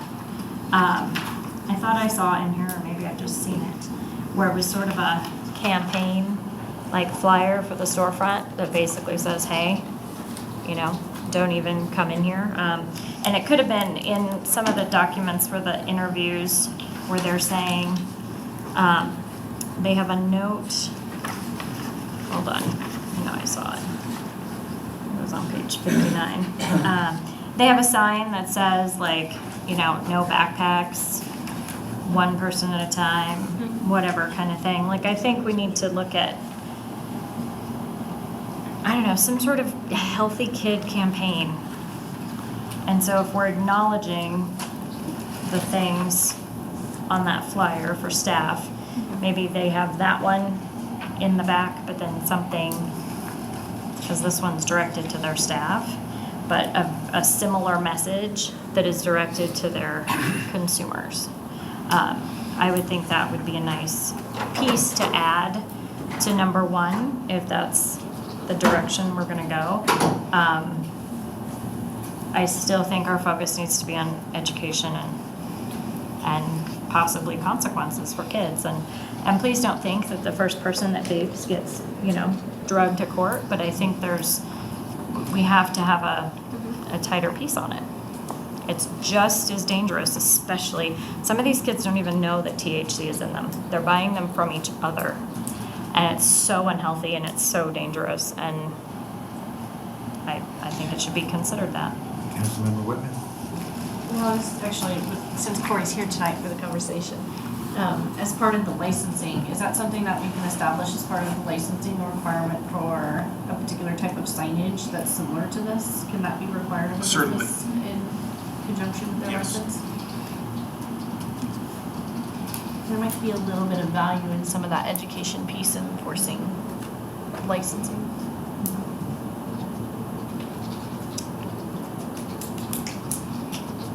I support option 5. Ooh, do tell. I'm on board with 1, 2, and 3. I really would want us to focus on education, not just of the young people, but the adults, the parents, the home, the community. Just to say, some people think, I understand why vaping is caught on. It's so cool, all that smoke flying out at one time, it's like, wow, and I want to do that. But if you know the dangers of doing that, then that's a different message. Okay, do you think you have direction, or? I have direction. Did that not sound convincing? In my phone number. I'm a little overwhelmed. I'll follow up with Kathy. We'll put a plan together in terms of the outreach. I think business outreach may parallel additional outreach to different stakeholder groups, but let me put some thought to it, and then I'll keep council informed as we move forward. Awesome, thank you, Kathy. Thank you so much. Thank you. Okay, third item is the Northglenn Civic Center street name. City Manager Gar, would you introduce the item? Yes, Mayor Pro Tem Escobar. We are bringing back this topic of the Northglenn Civic Campus street naming discussion to you. Previously, council provided staff with direction to outline a process, so Eric's done great work in outlining a process, and I'll turn it over to him to have him walk you through. There is an ask in terms of a follow-up item that consists of responding to Eric by Friday, June 21st. So he will send an email to the council members that are not present tonight and make sure that they provide input to him. So with that, I'll turn it over to you. Great, thank you. Good evening, members of the City Council. I will keep this discussion fairly short. It's not a very lengthy discussion this evening. But as you may recall, at the May 20th meeting, we did bring forward a discussion on how we wanted to proceed with the naming of streets within the Civic Campus, the Civic Center site. Direction at that meeting we took as to establish a process with which the council could adopt those street names via resolution. So what we've got here is a proposed process for you this evening, as well as the first kind of step in that process that we've outlined here. So in terms of the first step in the process, we're kind of calling it a brainstorming session, for lack of a better term here, but a brainstorming of potential names that you might be considering or might be interested in considering here. So what we've done is included as part of your packet an attachment 2, which is this form right here. And what that will be is basically kind of an option of filling out 3 names for each category. So we came up with basically what we're calling 4 different categories here. One of them being subject neutral names. So that would be, plants, animals, numbers, those types of things that are kind of more content neutral. Names of people. Those could be anybody who's has some importance here within the city of Northglenn, the state of Colorado, the United States, anything, just a person of importance. Next would be location-based names. So those would be geographical or community-based, maybe a community place or something like that. Other names, we gave a category for others because maybe there's some category that or some name that you don't feel fits in one of these categories, so feel free to put it in there. Our thought here is to look at 2 streets, Street A, Street B, and as also in Exhibit Attachment 1 of your memo, you can see that Street A, which is outlined in red, is basically the main street that is coming into the site. So it's going to be the public street that'll have the festival lawn area as well as being adjacent to the memorial, the Veterans Memorial.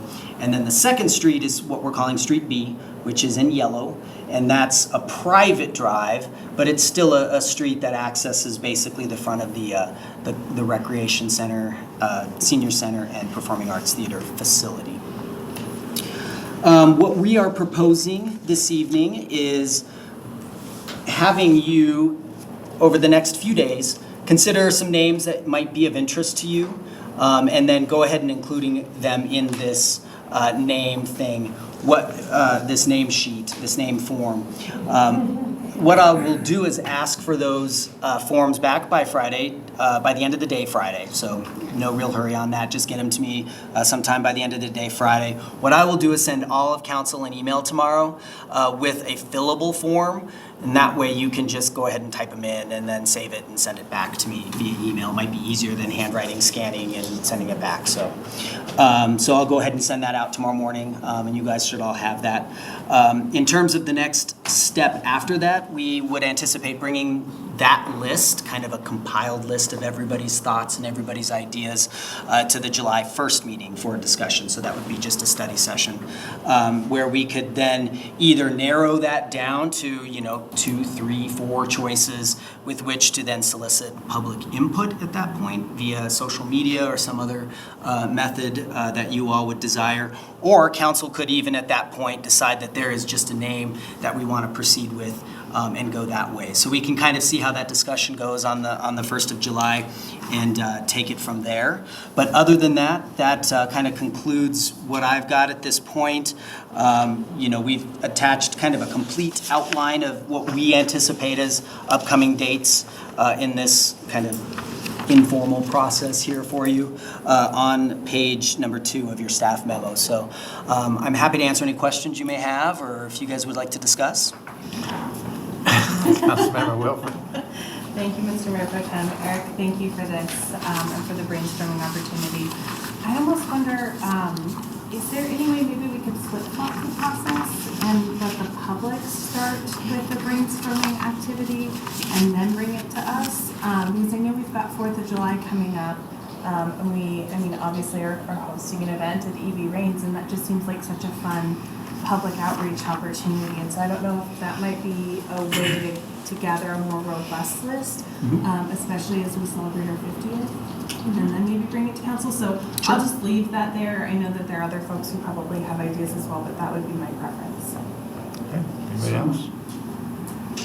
Julie? Well, in response to Jenny's request, would it be possible to still have outreach on July 4th and then bring them, combine them with our ideas, and then we just have lots of great ideas? Absolutely. And then we could narrow down from there. That way it's our ideas plus their ideas, lots of ideas. Yep. I do like the idea of doing a public outreach first, because, not that I don't care, but this seems like a pretty low-level thing. It's just 2 street names. I'm like, okay. Memorial Parkway is fine. We'll just leave that. And then now we just have Street B. I don't know that I'm really passionate about where we land with this, and so I think it would be better to open it to the community. I'm very passionate about Memorial Parkway. I think that's very appropriate for where the memorial sits and where the road goes, and I thought that was kind of a given from the beginning, but I guess it's not. So, community first. That's fine. Sounds good. You can certainly do that. All right. What we'll do is probably update some of the dates on this, because obviously that adds in a different element here of dates that we weren't originally anticipating. So we'll alter that date and keep bringing that discussion forward at some point in the future. What I will still do, though, I think is a good idea, is maybe still get some thoughts from you all. So I'll still send that out to you guys, and the 21st is not a date etched in stone either, so I'll send that out. We'll keep the 21st, see how it goes, and go from there. Okay, thank you. Thank you. Thank you, sir. Last item, City Council. No, actually, we have. Oh, I'm sorry. I got North Metro Fire Rescue District Liaison Appointment. Heather? Yes, Would thank you, introduce the Mayor. item? Sure. Thank you, Mayor Pro Tem Escobar. I was asked by Councilmember Whitman to put this item on the agenda, so I don't have any backup for it, but certainly I have council handbook handy if we need to reference that for the discussion. So I'll turn it over to Councilmember Whitman. So I don't know value in having this discussion tonight, but I asked us to come on the agenda for a statement that I made in Monday night's session, that the North Metro Fire Rescue District Liaison has not attended the meeting since November 2017, but one time being appointed. I think it's a really important liaison position, and this council sat up here on the 27th of November and made quite a big deal about appointments and how that process went, and feeling like it wasn't a great process. And I think it's really frustrating, and I want to know why they haven't attended. And I think the residents and the fire district deserve to know that. So I am definitely expecting to hear a response on that. And with that being said, I think the other part of that is we're about to have quite a number of conversations around appointments and how those might be getting divvied up. So this item on the agenda tonight was more specifically for me about getting the fire rescue district the appointed position that they deserve to have in whatever way that looks like for our process, but then also the discussion of how that appointment process is going to happen for our new mayor role.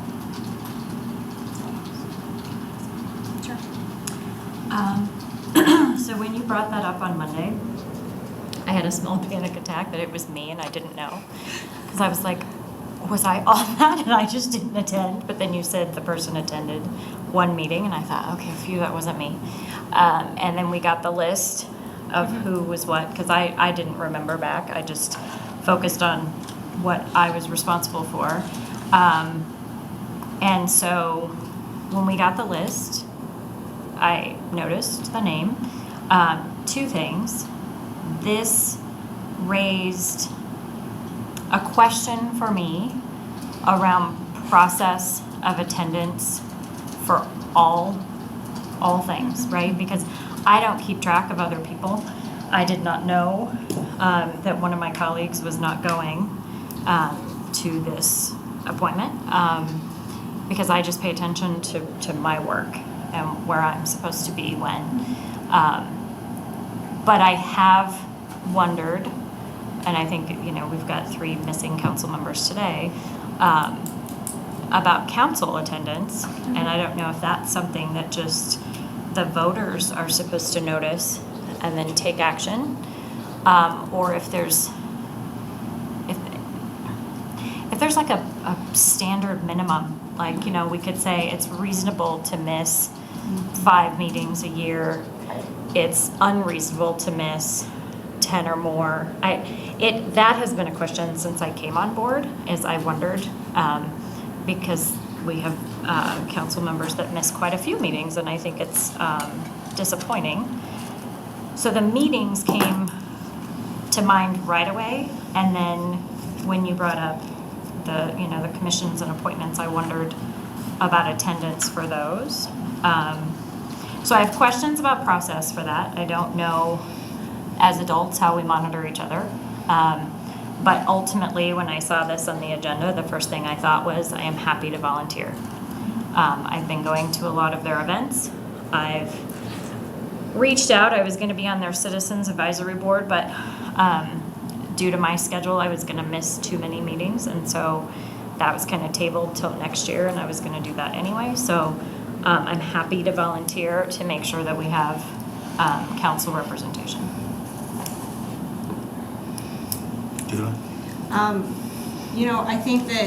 I think it is important that we attend the meetings that we've committed to. I know that things come up, right? Life happens, kids happen, whatever happens, and people are gonna miss a couple of meetings here and there. I think it's important that we're aware of that fact, but missing meetings for a year and a half is a little excessive. I'm gonna put that in that bucket. And so I was not aware that this individual was missing that many meetings. I also would like to have the conversation about how do we hold ourselves accountable. I know I personally try really hard to make all my meetings, and they're difficult. Sometimes, they're at the wrong hour on the wrong part of city, and I have to deal with the traffic, but I do it. I volunteered, I made a commitment, so I stick it through. So I hope that my colleagues are doing the same, but to be honest with you, I have no idea if they are. So. Thank you, Mr. Mayor Pro Tem. So I'm glad that we're talking about this because I think certainly the North Metro Fire Department deserves to have their liaison, and we should remedy that. And I'm so thankful that Meredith has offered to fill that vacancy. I think she'll be fantastic. But I think to her larger point around attendance, I mean that's taken. I hear you, because I think we all do the best we can to make our commitments and to show up. And to be thoughtful about our work and not watch every other council member. But I do think that it's part of the reason that the next time, after the next election, that we have a more thoughtful and thorough conversation about committee appointments as a group, and not just expect one person to make appointments. Because I think, had we had that opportunity, perhaps this situation could have been avoided. And I also hope that, as folks, if you're going to be out for a really long time, for many, many council meetings, that you try and talk about that, whether it's in communications or something, let the public know what's going on, because they expect you to show up.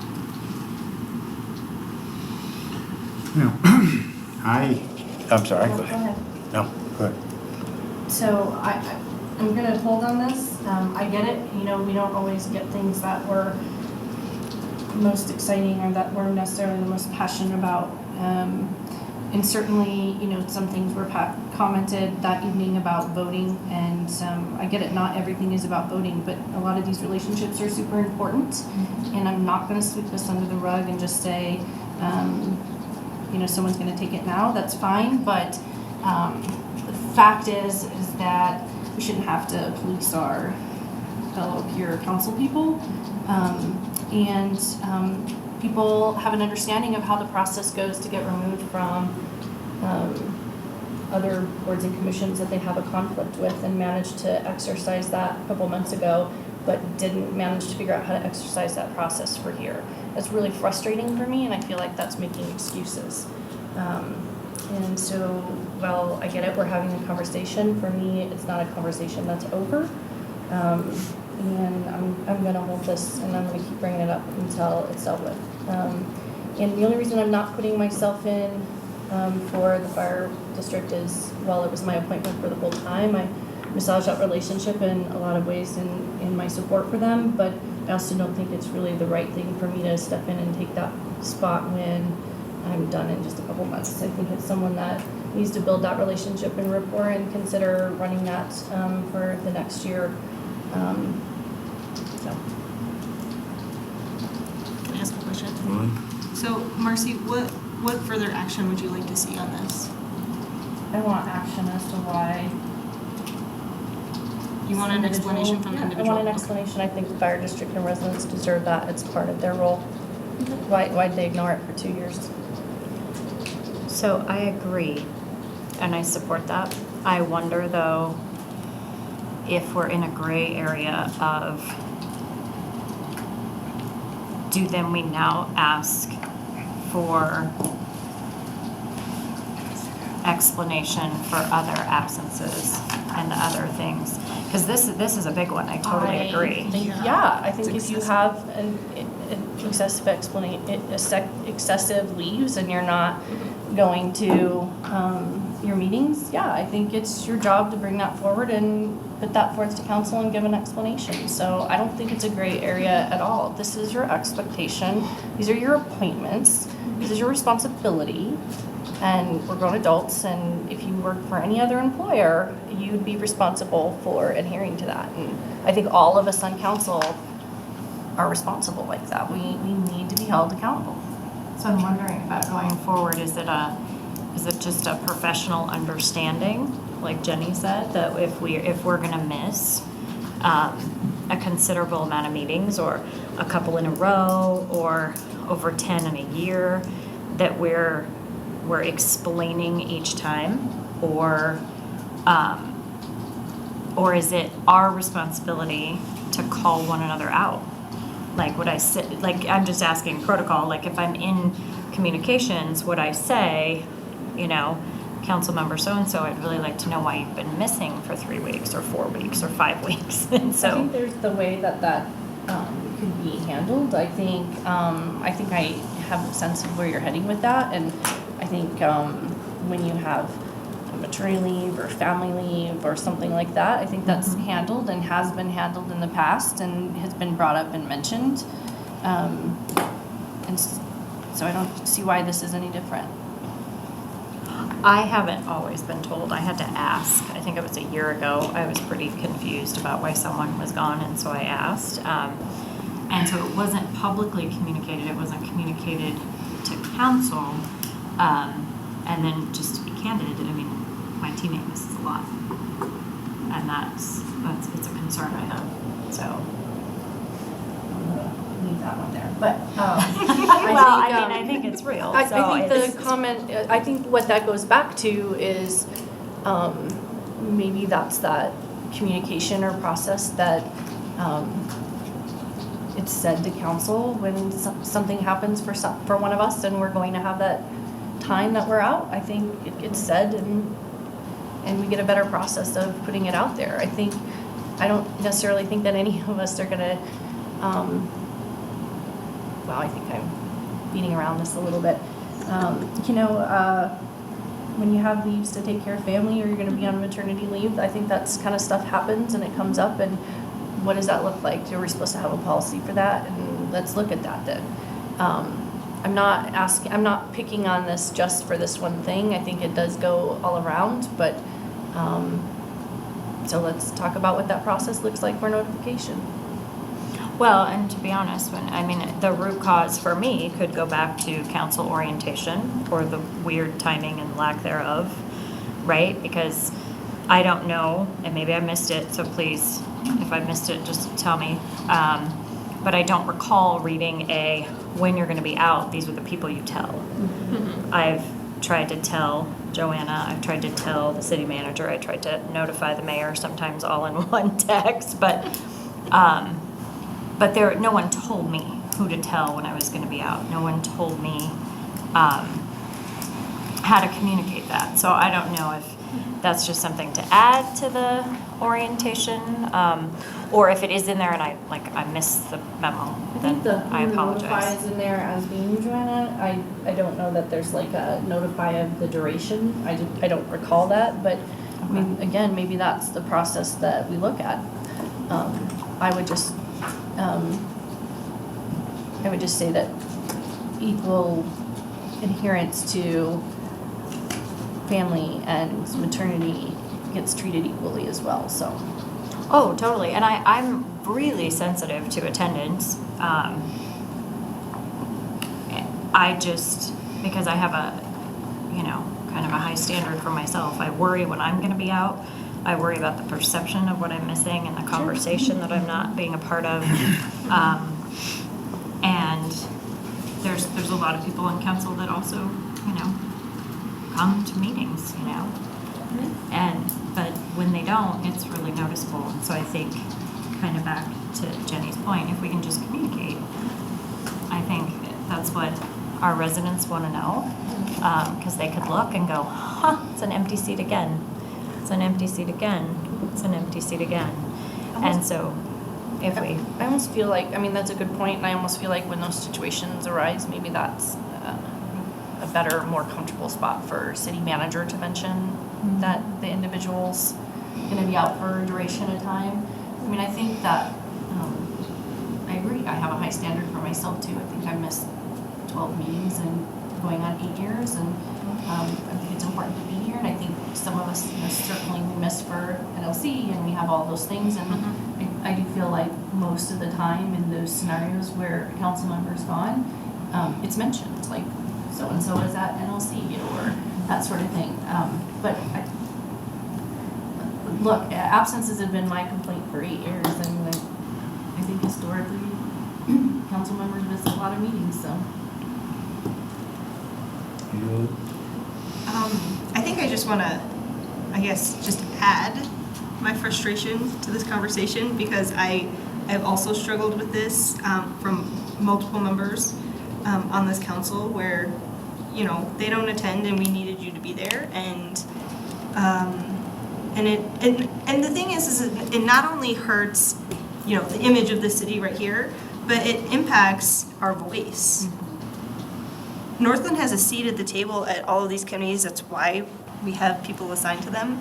When you don't show up, that seat is empty. And that means that the people in Northglenn aren't getting their voice heard.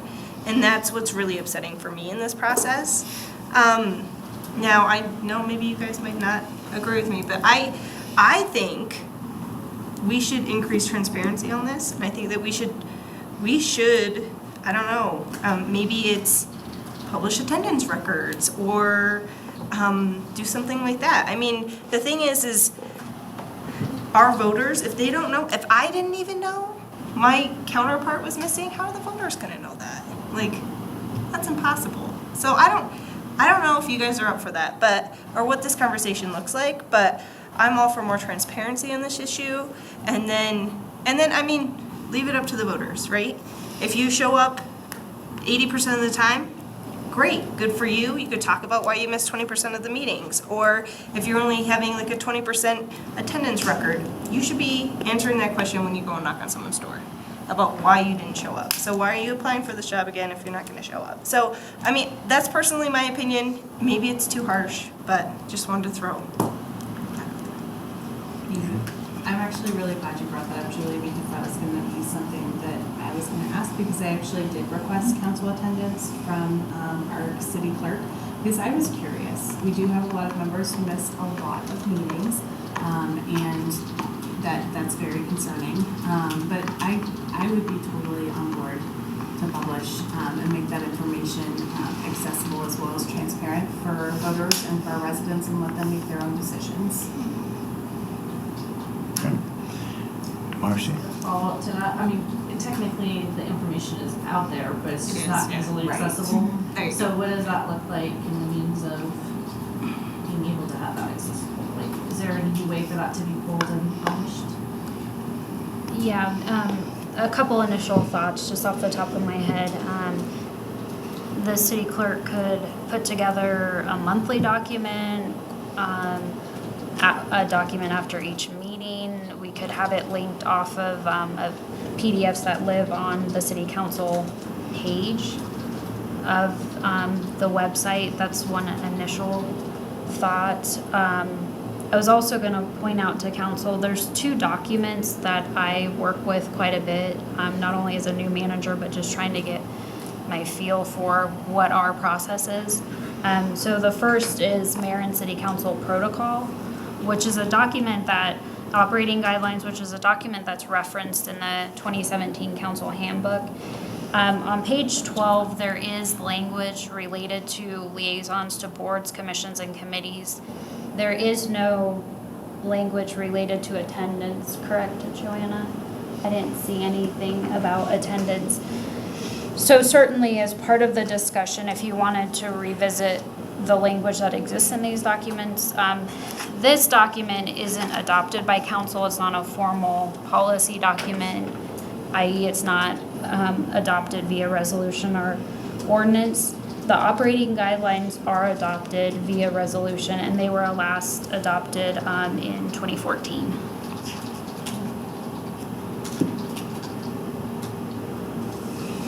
Anybody else? Okay. I basically agree with what I've heard. However, I have a very difficult time talking about someone when they're not present. That would be the problem, however. I mean, confront me if you want to confront me, but don't do it any other way. I intentionally, I'm gonna do that. I think that this issue goes beyond this individual though, and I think that, you know, it's a greater conversation that I think has been frustrating for multiple people over time anyway. And so I'm sure this is not a new issue at all. I'm sure previous councils had the same concern. So, I mean, I think it's just, you know, let's elevate it to the larger conversation of what does this mean moving forward. What do you need? Well, What do you need? So I realize that I'm the one that put this on there. I think council has really said that this is a greater conversation, and maybe fine tuning that document and establishing some better process and criteria going forward as to what that looks like, and sharing absence on a regular basis, or how that looks like in notifying. So I think like establishing our keyword process. But I think, you know, that is really important. And then I will just say for me, maybe a little mention in communications to hear the reasoning would be great, and I'll let it drop at that point. So I'll put that out there. Otherwise, I'm gonna keep bringing it up. so would you like me to schedule this for the July 1st study session. And then I can provide the protocol, the handbook, the list of. Could we maybe wait until we bring in our new council appointee, whoever is going to be brought in? Yeah, I don't think we need Well, to I mean, wait. if we're having this conversation around attendance and setting expectations, I think it's important to bring, like, whoever's going to be joining our council, it might be a good introduction to them in terms of what we expect moving forward. We can tell them. But This I is wouldn't what we wanna agreed wait. on. They're gonna come in during headlights too, like, oh, I didn't realize that there's this or that, and then you're like overwhelming them and having, I don't know. I need to find the guess little that's handbook but- that I missed. Looking at your Well, handbook going, where's And I my think handbook? it's I have it important somewhere." as we, you know, deal with this vacancy, you know, the next agenda item, you know, that I feel like it would be beneficial saying like, hey, this is what it entails, this is what you do, and these are your expectations. Can it meet your schedule? Like, and if not, that's fine. Just be honest about it. So what I was hearing, and correct me if I'm wrong, I'm trying to paraphrase, is that at our next council meeting during communications, you're gonna raise this issue again to get specific answers from that individual. I am. Okay. In the meantime, do you want me to jump in, or do you want me not to? I'm happy not To be to. the liaison, right? I can also reach out to this individual and say, you haven't been, so I'm gonna go. That's just my opinion. I mean, Is that okay? what's gonna change that it wasn't important for a year and a half and suddenly things are called out and they start going? I don't think that's a. Well, great no, and I relationship. don't think that's a great idea, which is why I was saying, I think it would be great to have someone go and share, and I'll gladly pass along the email I sent on the 27th of November that outlined how their meetings go and pass it along to you. So here you go. I mean, is that okay with everyone? I don't know. In December, when a vacancy, well, when a council member approached me and said she could no longer attend Dr. Cog meetings, I added a Dr. Cog appointment to the council agenda and left it blank. So that led to council's discussion about who are now council member Duran Mullica being the appointee to Dr. Cog. So at some point, we would do that. That sounds great. If the council member can no longer fulfill the commitment. So that would be the process.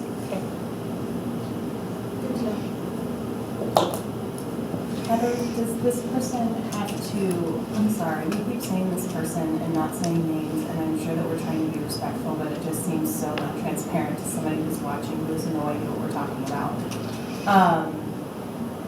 Do they have to resign from the seat, from the officially before we can appoint them? Can we remove them via consensus? But like, how does the process work? I don't believe I have any guidance. Corey says. That's correct, there's no process. So we can essentially just say Meredith is now the new designee, go forth and go to all the meetings. Can we vote on it on Monday? However, I council would ask ask for it that it before? be done, to be consistent with past practice, it be done in a regular council meeting where there's a vote. Well, and I'm happy to reach out to this individual myself and say, this discussion took place, we haven't had representation, I'm willing to step in, and that will be the discussion on Monday. Well, through a hypothetical, what if the person doesn't want to step aside? Then I guess the person needs to start showing up. And I think it needs, I mean, then there's it would no- be council there's no- consensus, right? Process for stepping them aside. Is Well, that can correct? two people go? I mean, I'm assuming. You can, I've attended meetings even after I wasn't the liaison, so you can go and just show up. You go to the meetings. Good point. Well, I do have a question about, since we're talking about these things. So, like, I went to an RTD meeting this week, and Brooke was there, and I was there, and there was a city councilman from Commerce City. But the RTD leadership made a point of saying, because it was called an elected officials briefing, and he was like, thanks for coming. There's 2 of you here. Thanks for coming. Oh. And I thought, wait a minute, I don't understand the expectation for participation. And there's been a lack of communication around those, because I used to Okay. be getting those last year, and I've gotten nothing so far this year. I missed 2 because. I don't know if I would throw, I think that those particular local government elected official meetings, from what I've heard from staff, been advised by Brooke on, RTD's been inconsistent in their communication and outreach to elected officials. There's been a question of how effective those meetings are.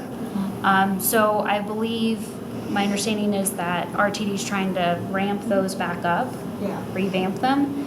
And so that's where last week's meeting, there's been inconsistencies in who's been received the emails and who hasn't received the emails. So certainly if you're not receiving, all elected officials, it's my understanding, should be receiving those emails. So if you're not, please let me know, and Brooke and Ashley and I can make sure we communicate that to RTD. I think that was the first one I had received.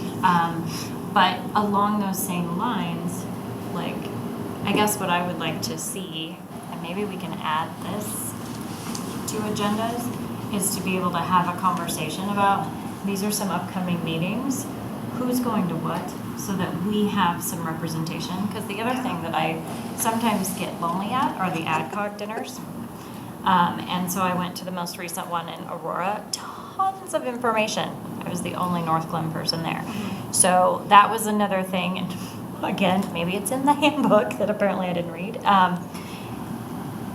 The expectation for attendance at those types of events. My very first one, Northglenn hosted, and so for my learning, that was the bar, and everybody was there because we hosted it, right? So then I went to the next one, and I was the only one there. And then I went to the next one, and a couple people were there. And then I went to the next one. And so I that one is inconsistent for me, and so if there was a way to add, I don't know, maybe it's communications, maybe it's right before communications where we sort of calendar out, like these are the upcoming things where our city is gonna have a voice or our city is gonna do some learning. Can we divide and conquer? Is that? I think it's a great idea. Yeah, I think it's a great idea. I think the reality is that we're all busy as council members. Goodness knows that this is not a full-time job by any means, and so I think that we all try and balance our lives as best as we can. But you're right, the reality is that we do need representation in all of these rooms, but not every single one of us has to be there, and so if we can do a little bit of sharing the load, I think it goes a long way, and I think it helps our city grow our influence and be an even better regional partner. And so I absolutely agree, and I don't know, Heather or Joanna, if that's something that you can put together in terms of like for the month of July, these are all of the regional meetings and things that are going on where it would be great to have a Northglenn person in the room. And then even if we pass the agenda across the dais or through a study session and everybody signs up for what they're available for, I think then we're able to better cover some of those meetings and support each other and not expect one council member or the mayor to do absolutely everything, because it's not sustainable, and we need every single one of us to really build the city up. So I love the idea. I can talk with Joanna. I think we can probably at the beginning of each month I can work with leadership team and try to account for all the upcoming meetings. AdCog dinner meetings are the same, reoccurring. I can't remember off the top of my head when they are, but I've been to several, so certainly we can either bring those up under my updates, Joanna's updates, or just make it an item on the agenda, and then council can figure out how you want to approach those. I would say if you could also maybe add some of the ribbon cutting things, because I know there have been instances in which, there's only one council member or no council members or no mayor or this or that, and I again, back to sharing the load, I don't want anybody who takes on the position of mayor to feel like they have to do absolutely everything. Like, I think it's really on us to support each other, and this potentially could be a way to do it. So I won't belabor it anymore, but thank you. So just to close the loop, do you want me to bring these pieces back before July 22nd when council selects a new council member to serve until November. So I can add it for July 1st. Council, okay. Just making sure. Thank you for elevating.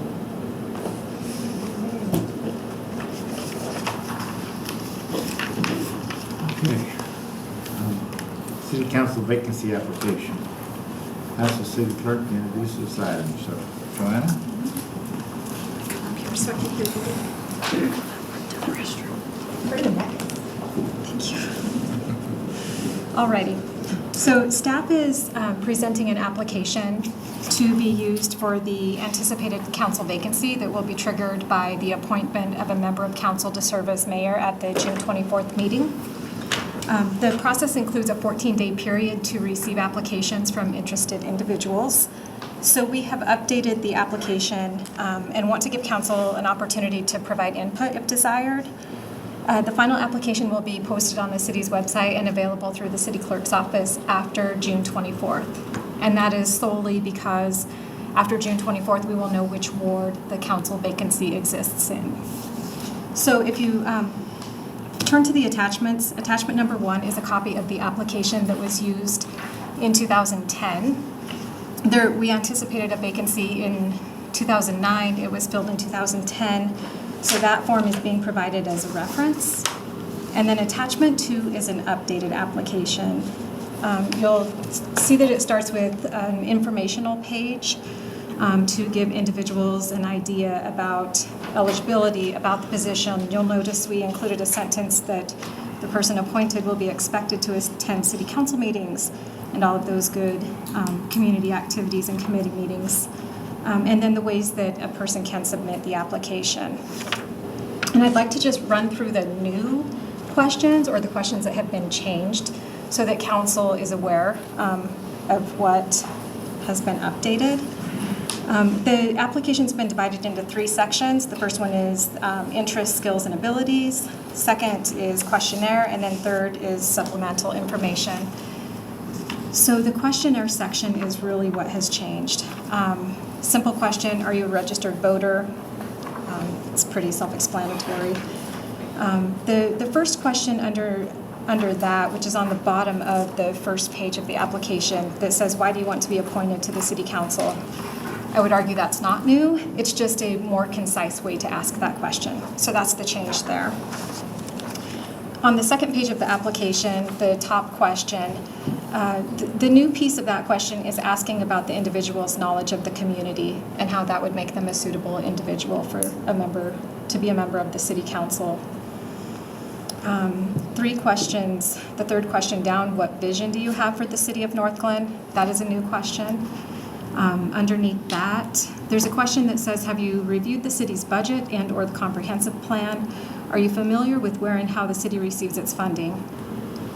That may seem a little specific, but as we were considering the process, even though this new member may only serve on the city council for about 4 months, during that time, they will be voting on the city's 2020 budget and other items that have to do with major expenditures. Big or small, however. So even though that knowledge of the city's budget isn't a prerequisite, we thought it might be a good opportunity to also be helpful to the applicant in case they want to pregame or research the position or just get more information about the city. And then the question under that, if the council is debating an item that is, for you, a particularly strong emotional issue, how would you maintain your objectivity? Just thought we might throw in a different perspective, different type of question there. So the actual application form will be restructured technically to just allow adequate space in each field for varying answers. It'll be a fillable form, so people can do it in a variety of ways, whether they have access electronically or they would like a paper copy. We'll make sure that they can access the application in several different ways. So my ask of council is to get input from you. Are there questions that you would like deleted, modified, or added?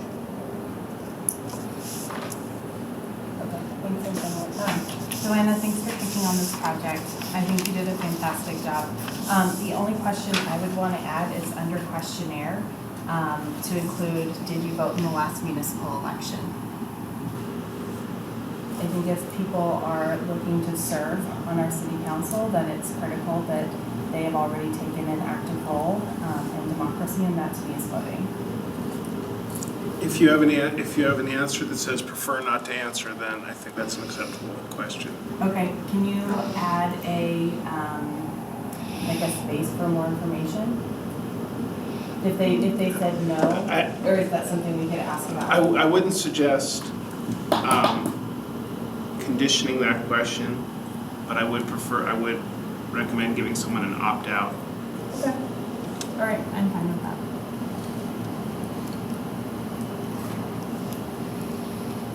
Joanna, just really quickly, on the very top, general information, it says the interviews are on June 15th, and they're actually on July 1st. That would be July. Thank you.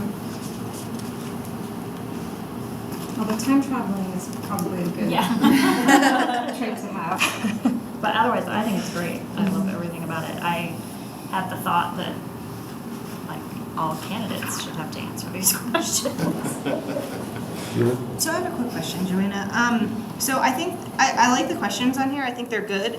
But one of the things that, and you guys shoot me down if you think otherwise, but one of the things that I think is important is that we try and make sure that, you know, all walks of life, all Northglenners are able to participate in this process. And so I'm reading the supplemental information. It says, make sure you have a resume and a letter of interest. And so I'm thinking, like, what about maybe an individual who doesn't have a resume handy and they don't feel comfortable making one? Or letter of interest? Or, like, is there going to be, yeah, you may, but are we going to talk them if they don't do resume? Or, so I don't know, is there a way that perhaps that you could advertise that, you know, if you need help filling out this application, or you feel like if it's, you have a language barrier or something like that, that, you know, your office can maybe help? Or, I mean, how are we making sure that everybody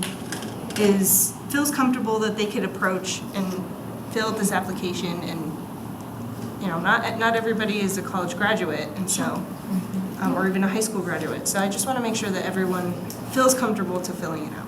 Absolutely. I heard Councilmember Leidy point out that it says you may. Yeah. We can expand on that. Yeah. We can definitely state it to be explicit that those are definitely not required, but that they have the option to do so. And that's one of the reasons we changed that top question on that page to include knowledge of the community. We don't want to base it solely on somebody's, and I'm not trying to speak for council, but from a staff perspective, we don't want applicants to think that they have to have a certain level of education or training or experience, really. When you look at the city charter, there are few qualifications for council members. It's really age and residency. Yeah. And don't be convicted of a felony. But besides that, you know, we want to make sure that it's open to all individuals. We can definitely add information about receiving the application in different languages, because we could provide that. As far as if somebody needs help filling out the application, I would be hesitant to offer the city clerk's office to help someone fill out the application, just because we want to remain totally impartial. Could I suggest they contact a current council member to get assistance? I'm not sure. Well, here's the thing. I honestly think that the question about the budget and the comprehensive plan, that right there is going to do what you're worried about here. Okay. Because a lot of residents don't dig into those documents, and so that one is going to set apart the groups of applicants. That's a tough one. It's a little intimidating too. Yeah. And I don't have a finance degree. It's a lot. They're talking about the question about the city budget and comprehensive plan. Well, especially because we're going to go through it as a council anyway. Like, they're not just going to be voting yes or no on a budget that they've never sat through presentations on. So I feel like they're going to learn and. How many of us add around it. were familiar with the budget before we ran for office. Very little. Not familiar, I think. I mean, you know, maybe, but So should we nix that question then? Not to intimidate people? I don't want the question next. I mean, you're gonna have somebody diving into the process and I yes, think it's important. I don't think it's necessarily the decision-making for me, but you know, someone who's got the you know what your crash course was in 2 years and now you have someone doing it in 4 months. I'm just, unfortunately, I think it's just pretty important to know that they have some working understanding of it. You don't have the whole time to be on the learning curve for it. Is there maybe a question that we could ask around, like, I don't know, how, and maybe this is more for the interview, around how they've come into a new job and worked to, you know, rapidly absorb all of the information and process it? Like, is there some sort of question that we could ask that gets to that point? Sounds like an interview question. I do think that's a great interview question. An interview question saying, You know, how have you, in the past job or different experience, like, kind of Jumped in and jumped in figured it out. and things like, that's you a know, good onboarding quickly? Yeah. Joanna, is this a fillable form? It will be. It will be. It's So not they can- currently. they can Correct. type, Yeah. okay.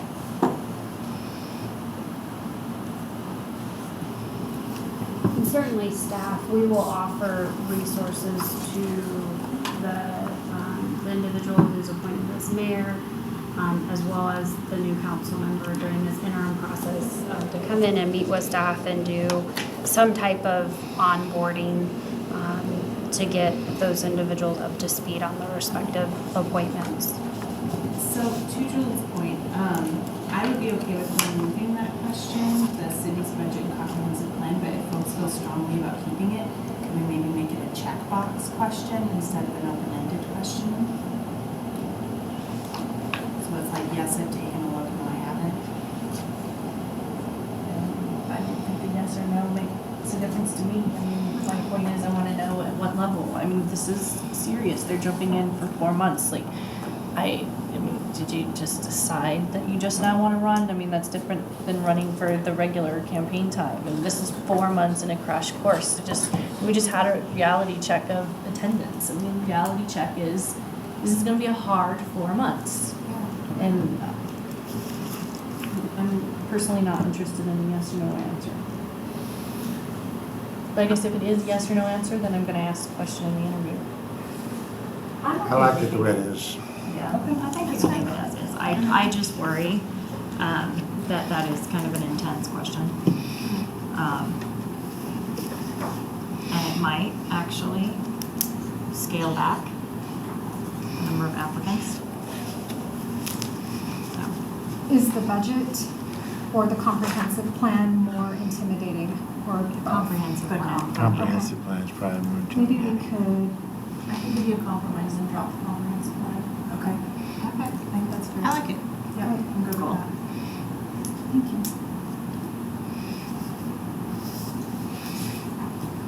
And then how is advertising gonna go? You guys are gonna post it into, oh, thank you. Well, so just a couple of updates. Where we're at with sending the connection to print, we're gonna hold it until after Monday's meeting, so that way we can put information and ward-specific wherever the vacancy occurs in connection, and then it'll get out in a timely manner for all the events that we have advertised. We also plan to send a postcard to the ward in which the vacancy occurs. That's great. So social media, all our regular communication channels. I have another question. It's not so much about the application, but in terms of like council members and how we're all going to interact with applicants during this period. I expect that we may have folks that reach out and say, I have questions about this. I want to hear your thoughts or want to meet with us. How is everybody okay with that? Are they not okay with that?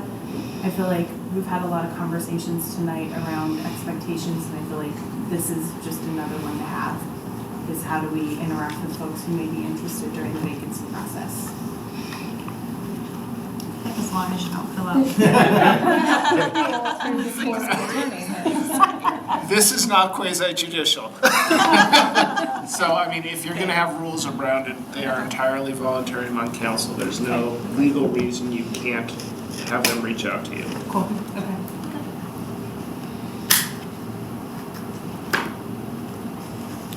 Any other items? Great job, thank you. Thank you for doing that.